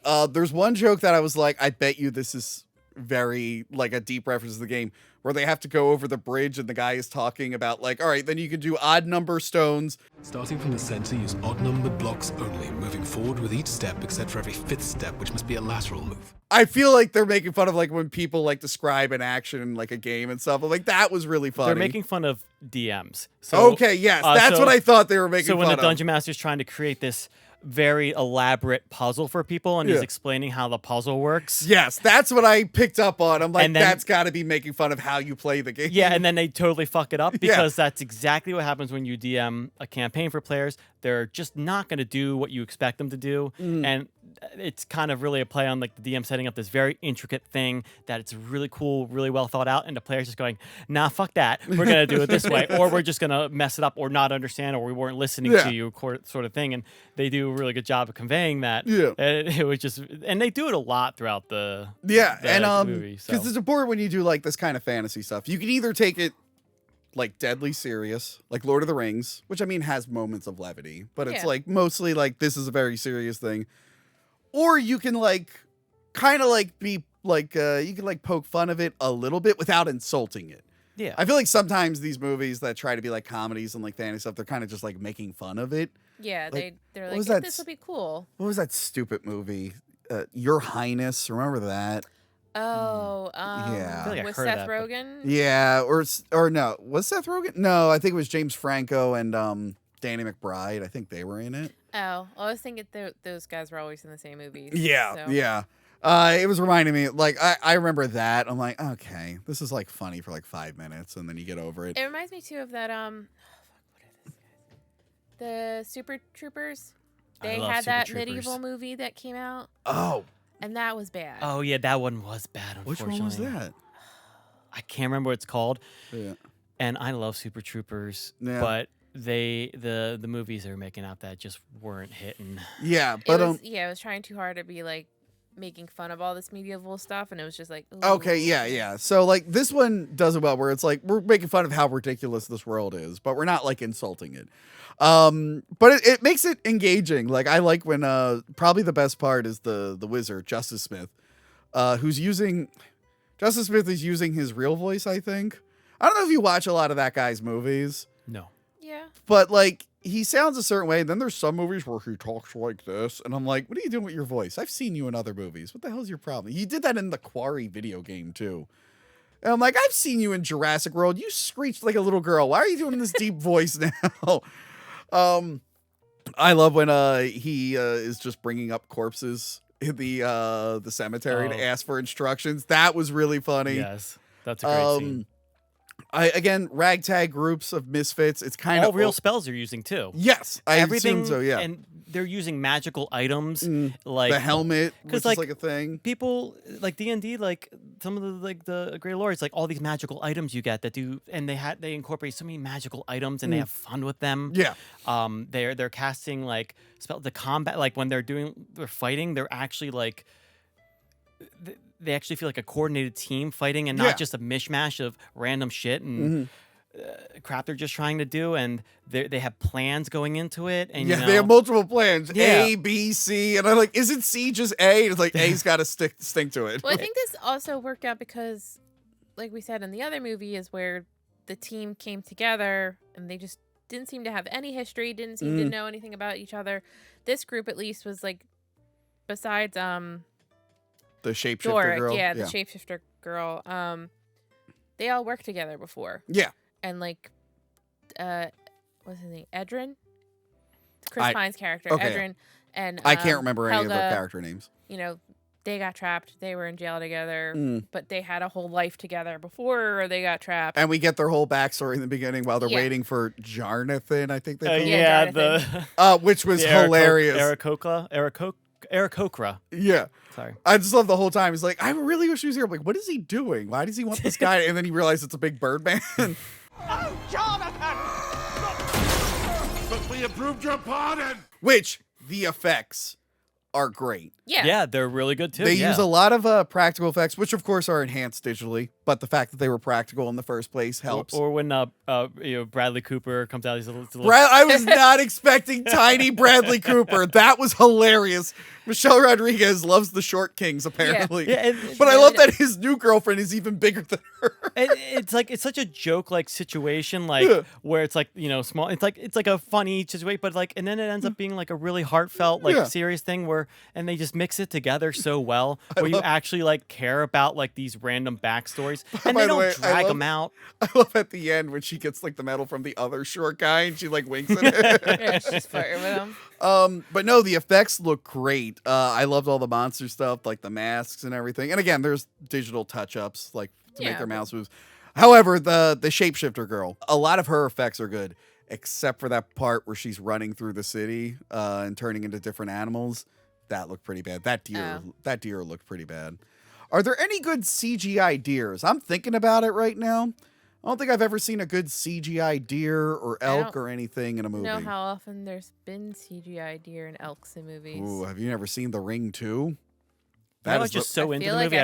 I I even know. noticed how bad the CGI was because I was just enjoying. Yeah, everything I about it noticed. so I much. noticed it today. I was just like, ooh, that's a little rough. But it's literally just that scene. Everything else looks cool. The owl bear looks awesome. Yeah. That was really cool. Although that character, I was telling you guys, that actress, she's wearing leather pants and everything, and I don't think they really broke them in before filming. Because the whole movie, she's kind of like walking like this. Yeah. Compared to everyone else, I'm like, she looks so uncomfortable. I don't like this. I had to break in that leather X-Men suit that I wore over the summer for too many games. Yeah. I for months, I was just wearing that. And So you're a breaking it. pro. Just so that it would fit, right? Oh man, I waited so long to whip that out of 2 years. Remember that one episode we were looking at it off screen? I Yeah. had to be quiet about it. I wasn't allowed to reference it. And then I off in wore it in the corner. Wolverine episode with Riley, who is free, by the way. Good for Riley. Yeah, there's just so many good things to say about this movie. I'm engaged in the story because it's about him wanting to be back with his daughter because he got arrested. The whole thing was like he was like this noble dude. He stole some treasure from red wizards, Yeah. who Yeah. I guess are a thing, who are banned. They're banned. Yeah, they're bad. Yeah, I mean, there's just I don't know if they have a bigger role in actual D&D lore. There's so many like Yeah, I figured. so many like different types of wizard organizations and groups that But I like that there's like multiple, like you said, multiple plans going on. So the heroes have to get, they got to like break in and like steal stuff from the treasury, right? yeah. Yes. And they need different items to get that. They're looking for the helmet to break Yeah. the thing. Meanwhile, Hugh Grant, who's like one of the bad guys, has his own plan that he's doing where he's putting on these big games in the city. Because after they all went to jail, which we realized he was responsible for, Yeah. he like took over the city from like a dying guy. And he's just basically getting everyone to donate stuff to the treasury for these games, but he's just going to leave town with it, which is really funny. Because he's also a thief at heart. So. Yes, and then there's the Red Wizard lady, played by Daisy Head, Yeah. who is the daughter of a guy from Buffy. Yeah, Giles. I don't know his character name. Monica, how many times we got to talk about? I only acknowledge our real Buffy, Christy Swanson. This girl was in the remake of Wrong Turn. Did you see the remake of Wrong Turn? I did not. It is fucking awful. So I'm glad I got to see her in a good movie. She plays bad guy in both. She looks like Fiona Apple. She looks like a weird Fiona Apple. She's got a plan with this dead red wizard that needs a horn to take over the world and turn everyone into demons or something. Yeah. Standard villain plot. Yes. Just fun, multiple different plans all clashing together. And we get a couple dragons. We see a dragon in the flashback battle.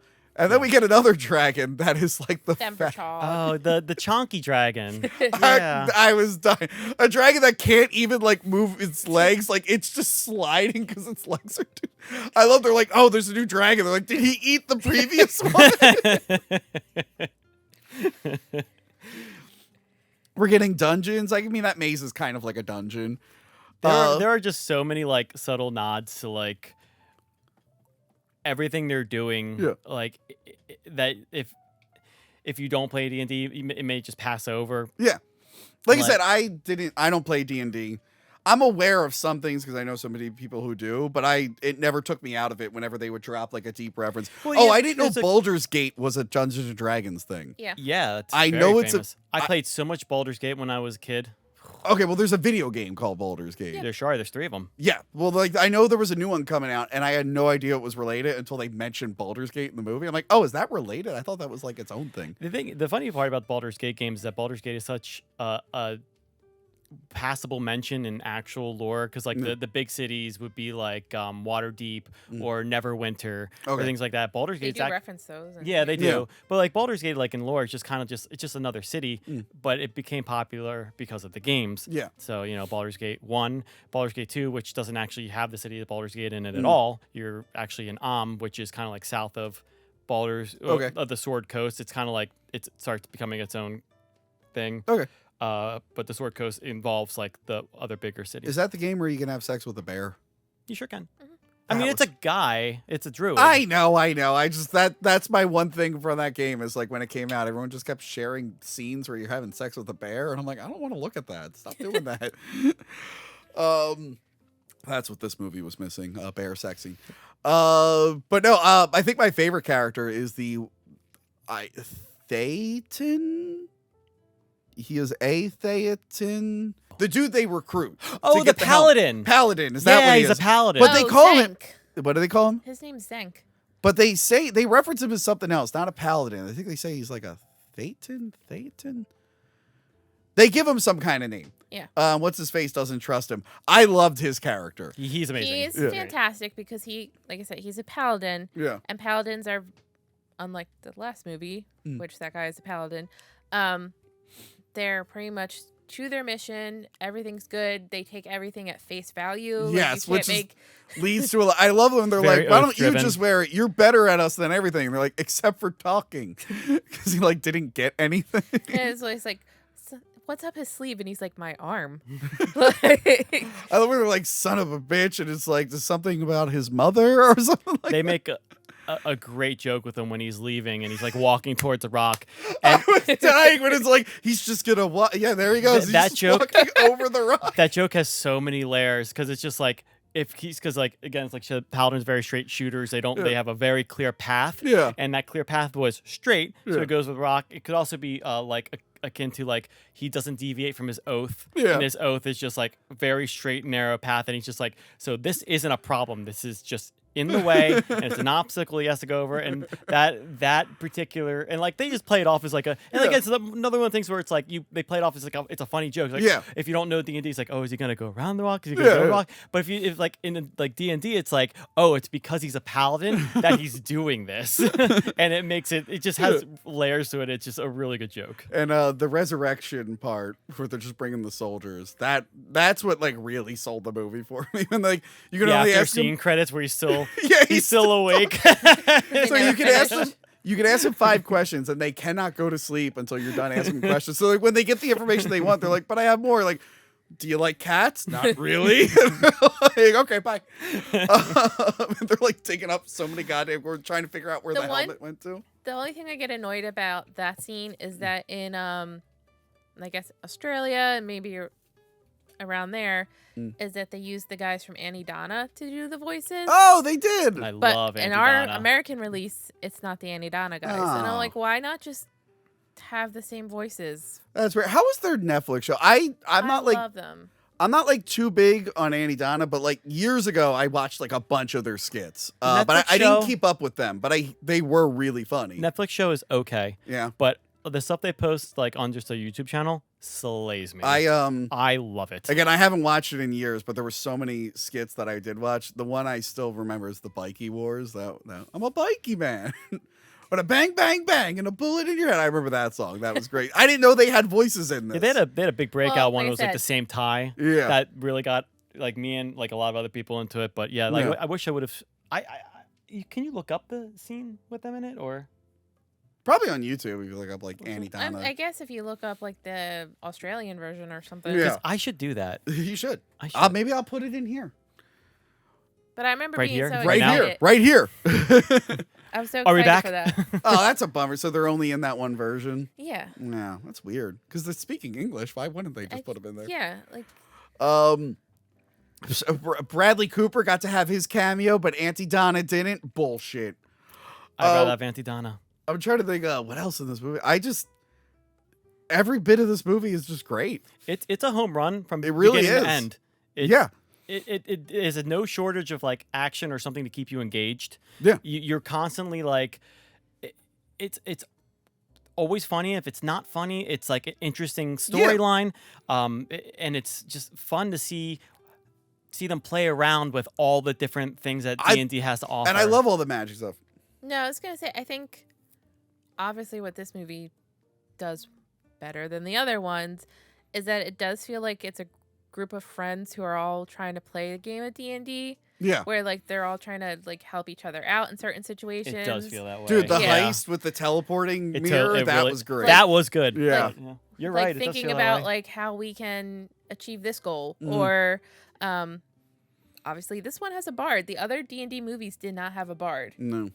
And Yeah. the bard is the lead in this team and it makes all the difference because the bard's usually like the heart of the group. Yeah. Bards are kind of OP in D&D Yeah. too. So And it has that great moment where they distract him with a hologram of the dude. Oh, And he he's starts singing and melting. it like starts breaking down. so yeah.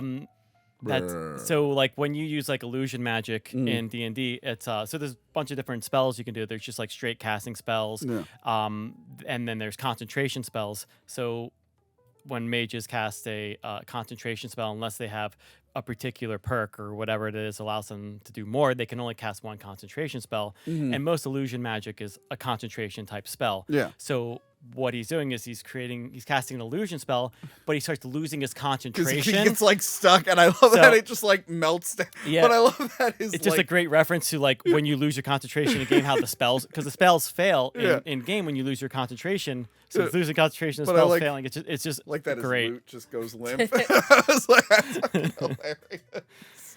And I do love at the end when so obviously Hugh Grant's character Forge gets caught with his whole plan, and he ends up back in the same jail, and he tries to do the same plan with Jonathan. the same damn plan. And they're like, "Oh no, Jonathan, Jonathan, no."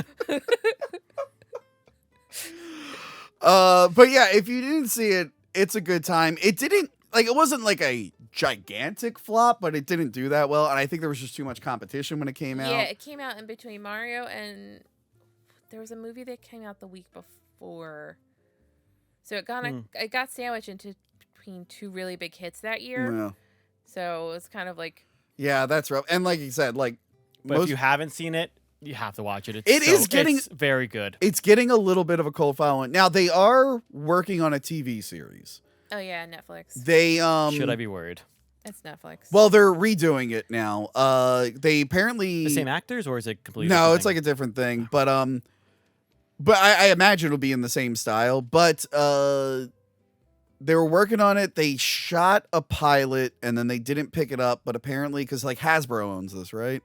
Or something like. Yeah, Hasbro owns Wizards of the Coast now. Yes. So I think they're like reworking the show. And I think the one like CEO, like the studio, they're like, we could, like, there is enough interest. They could pump out a sequel with just people like for less money. But yeah, it would be cool to see this like come back. It would be nice to see a second shot at this. I would like to see a sequel to this one, and I could honestly talk about. Yeah. I enjoyed this movie so much I could literally talk about it for like probably another hour. Yeah. But I mean, I would- I'll save. I would everyone, deal but- with I would actually settle for a show in this style, even if it's different characters. Because I'm not really getting a lot of good like sword and sorcery stuff at the moment. I wasn't a Game of Thrones guy, so I'm not watching House of the Dragon, but I don't feel like people like House of the Dragon as much as Yeah. Game of Thrones, though. but like look, I tried to give Rings of Power a shot. It's not good. No, it's not. And I started the second season and I was gonna watch it just to get to Tom Bombadil. And I didn't even get up to Tom Bombadil. I'm like, I'm fucking The out. thing that makes me nervous, though, is like, Netflix is trying to do the D&D show, but Netflix had The Witcher, and they Which fumbled they went that. to shit. Like, the first season was great, and then they decided they didn't want to use the source material and do all that. We and joked it fell before about apart. Henry Cavill getting mad. It's like just thinking all the female writers going like, that sexy nerd is yelling at us. if we're gonna make things based off the game, let's not deviate. Just use source material. I mean, that's a lot what of people want to see. By the way, I think there's been enough flops lately where they're gonna start backtracking stuff. I'm like, so yeah, I just tired of got- them being like, "Oh, we're gonna just do our own thing now." No, stop. It's like you could do that for some things, not all things. Like, Let's- do a spin-off if you want. Yeah. And like do your own thing. But if you're gonna do the main thing, do the main thing. But literally, we're announcing this today. Where earlier I saw that at the time of this recording, like Marvel just like canceled 3 shows they had in development because they've just been delivering bomb after bomb. It's just so Yeah. oversaturated. So I feel like at though, some too. point they're gonna be like, hey, maybe we actually should make this for the target audience and stop changing it too much. I think people just might be tired of all the Marvel too. Yeah, there's that too. But like even just like Exhaustion. fantasy stuff in general, like Star Trek has been completely destroyed. Like I looked at clips of that section. All the new shows look terrible. And I watched a little bit of the Section 31 movie and I'm like, no Star Trek person will ever like this. No average sci-fi fan would ever I like might this. because I don't know anything about Star Trek. No, it's really bad. I'm easy to entertain. This is not going to entertain Well, you. the problem we also have to worry about now is like, are they going to start using more AI to help write some of these scripts? Well, on our monthly wrap-ups, we will occasionally run into a movie where we're like, was this ChatGPT? This feels like ChatGPT. I think sometimes, yeah, they'll use it to punch like the script up a little bit or Yeah. fix things, and it's just like, The one that we like were the most curious about was Arnold's TV show Fubar, which that's one I did 2 episodes and went, hell no. But like the first I episode, liked it. I enjoyed it. what? Yeah. Yeah, I thought it was fun. Well, the first episode, characters are like introducing themselves and telling their whole backstory, but in an inorganic way. We were like, was this Chat GPT's like way of introducing a character? Again, I'm really easy to I entertain. mean, it might have been a little bit rough, but I still enjoyed it.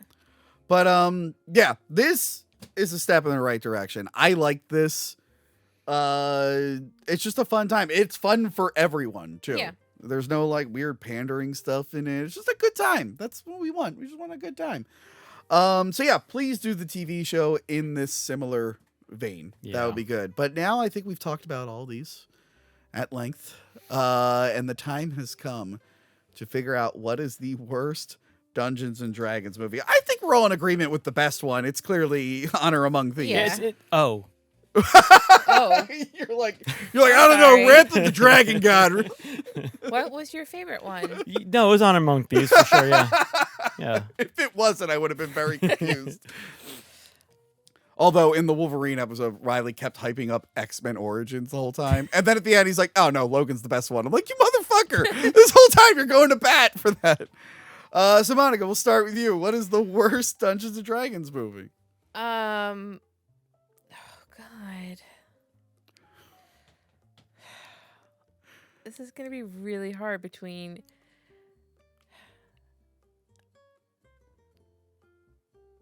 It is tough, isn't it? I'm gonna say Vile Darkness. Book of Really? Vile Darkness, yeah. Really? Okay. Is it because you fell asleep or? No, that's right.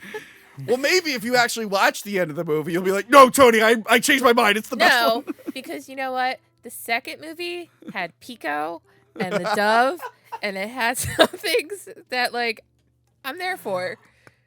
The third one, I didn't give a shit about anybody. Fair. Okay. Dan, what is the worst one? I'm gonna have to go with Wrath of the Dragon God as the worst one, and as much as I love Pico and and as bad as the supporting cast was in the third one, this second one just really didn't do it for me. The ecstasy of life. Sorry, Monica, I'm going Wrath of the Dragon God as well. Whatever. Look, you guys like the freaking child that sucks on fingers. I get it. It was so creepy. There was also a lot of boobs in part 3. Okay, so the boobs and children sucking on fingers. That's a great sell, guys. I really don't It like wasn't, how you ordered that. It wasn't a child. It was a 10,000-year-old zombie, okay? That was a child. No, Wrath of the Dragon God is terrible. Like I said, I was forgetting the movie while watching it. It was But, not good. but look, it is... It had its moments, but Yeah, honestly, it came down between the first and second one for me. Yeah, 3, again, we have boobs. And again, the idea was kind of interesting. There's no interesting idea. I think that's what saved it for me is the idea was actually relatively interesting. And there was some, but- that one evil wizard guy was cool. But yeah, the first one, I think the only thing that saves it is Jeremy Irons going, that he was really trying to sell it. yeah, he really sold that one. But yeah, you know what? If Bruce Payne came back with the blue lips, maybe I would have given it an extra point. That's what was missing. I So- mean, but what about the Lich? You love the Lich? That Lich was really funny, but not. I feel like the second one has some redeeming You're all in on Wrath of the Dragon God. You know what makes the Lich even worse What? is if you see people cosplaying something nowadays, Yeah. they look infinitely better than anything that they did in this movie. I'll watch cosplayers dress up in something, make their own outfits, and I'm like, wow, that's amazing. And then you get this Lich. Did you ever see that podcast that's out now where the guy is like a goblin, John Goblikon? Oh, yeah. Yeah, that looks so much better than all the makeup effects in 2. I love that. I want to watch more of that show. I've only seen clips. I'm like, this is fucking hilarious. Yes. It was somebody's first makeup gig in that movie.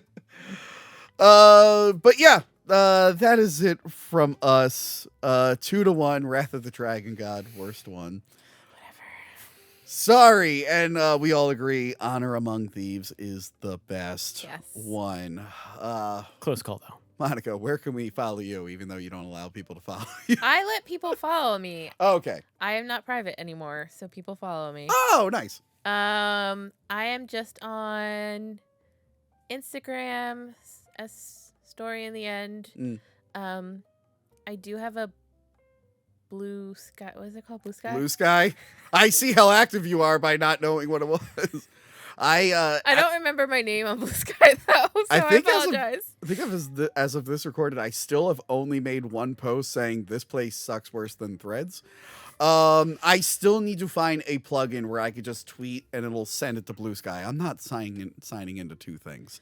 Yeah, it's annoying. And then I have my TikTok, but like I just share things on there. I don't post. You send me pretty good TikToks. Yeah, I'm great at finding great TikToks. Okay, that's Monster She Wrote, I think. Okay. When I remember to watch them, they're pretty good. Dan, can we follow you anywhere? No. Okay, good, awesome. I don't have anything. That's I have fine. Facebook that I look at once every 3 weeks. We don't plug personal Facebooks anyway, so that's fine. So if you happen to see Dan out and about, tell him he's right or wrong about D&D. I'm very introverted and I will cry or run. No, you won't. You don't know me. I'm married to you. You're about to make him Semantics. cry and run. I gotta go. You can't go far. He almost cried and ran at the wedding. I was like, Dan, come back. My wedding? Yeah. You remember that, right? It's a blur. Yeah. It's hard to keep track of things like Dungeons & Dragons 2, your wedding. When I got married, There's not yeah. a lot of memorable things happen. We didn't have enough boobs at our wedding, apparently. That would have helped the wedding, I It- think. I you think know, that really would have helped. Boobs would help anything as far as I'm concerned. Look, if I ever get married, we'll do it in a strip club, all right? I've never been in a strip club. I told him there's the chapel in Vegas, obviously, Yeah. but like you can now get married by Spider-Man. And I was like, can we go renew our vows and get married by Spider-Man? And he's just like, no. You never been to a I strip- didn't say no. You never been to a strip club? I've never been to a strip club. I really don't have any interest. Well, look, I mean, Monica, what's that over there? Damn, I got to go to a strip club. I haven't been to one since like before COVID. They're a lot of fun. I'm gonna have to get permission from the boss, but I'm not really that interested in going. Here's the thing. Because I've had guy friends that are like, no, that counts as cheating. I'm like, no, it doesn't. Because one, you're legally not allowed to do anything. And two, if you are going to do anything, you have to pay them like under the table or think give they're them drugs, which confusing, you guys have neither I of. think they're confusing cheating with personal boundaries. Oh, I don't know the difference. I've been single for a few years. I think cheating is pretty clear cut. Personal boundaries are just what the rules that people make for their relationship. I don't know, my ex didn't have. We went to this club together. Anyway, so look for me and Dan at the local strip club. Monica might be there too. I don't know. Yeah. So Have you ever been to yeah, a strip club? Wait, have you? No. No. I dropped. You dropped someone off at a strip club. Yeah, I dropped some friends off. I dropped some people off at a strip club you once never too from came a to my casino. birthday ones. I went to 2 birthdays at a strip club. You didn't invite me to your strip club birthday parties. I made public post about it. Oh, okay. I'm sorry. I Sorry. didn't realize that included me. Yeah, the last time I went, it was funny. My sister and brother-in-law went with me, and I'm like, how'd I end up here? Anyway, how did we get on strip clubs? Oh yeah, because the third movie had a lot of boobs. Boobs.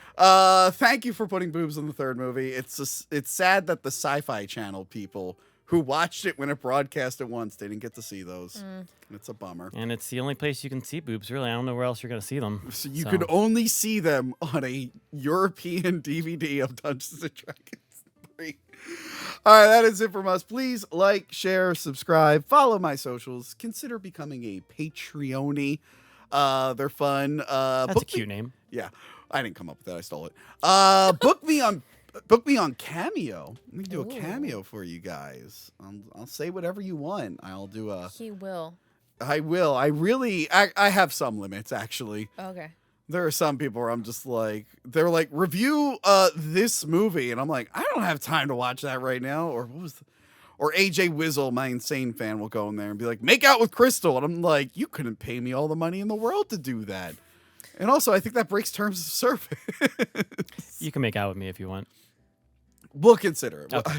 So strip clubs, that's a personal boundary. Making out No, I didn't. with one of your groomsmen from your wedding, that's fine. Okay, good. I'm glad we learned that. I didn't say that I would never step foot in a strip club. I just said that I haven't, and it never really interests me all that much. It's not like I'm like, how dare you?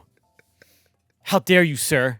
If there are any strippers in our audience, let us know. All right, goodbye, everyone. Bye. Bye. Remember to like, comment, and subscribe. Check out our other videos and Patreon page.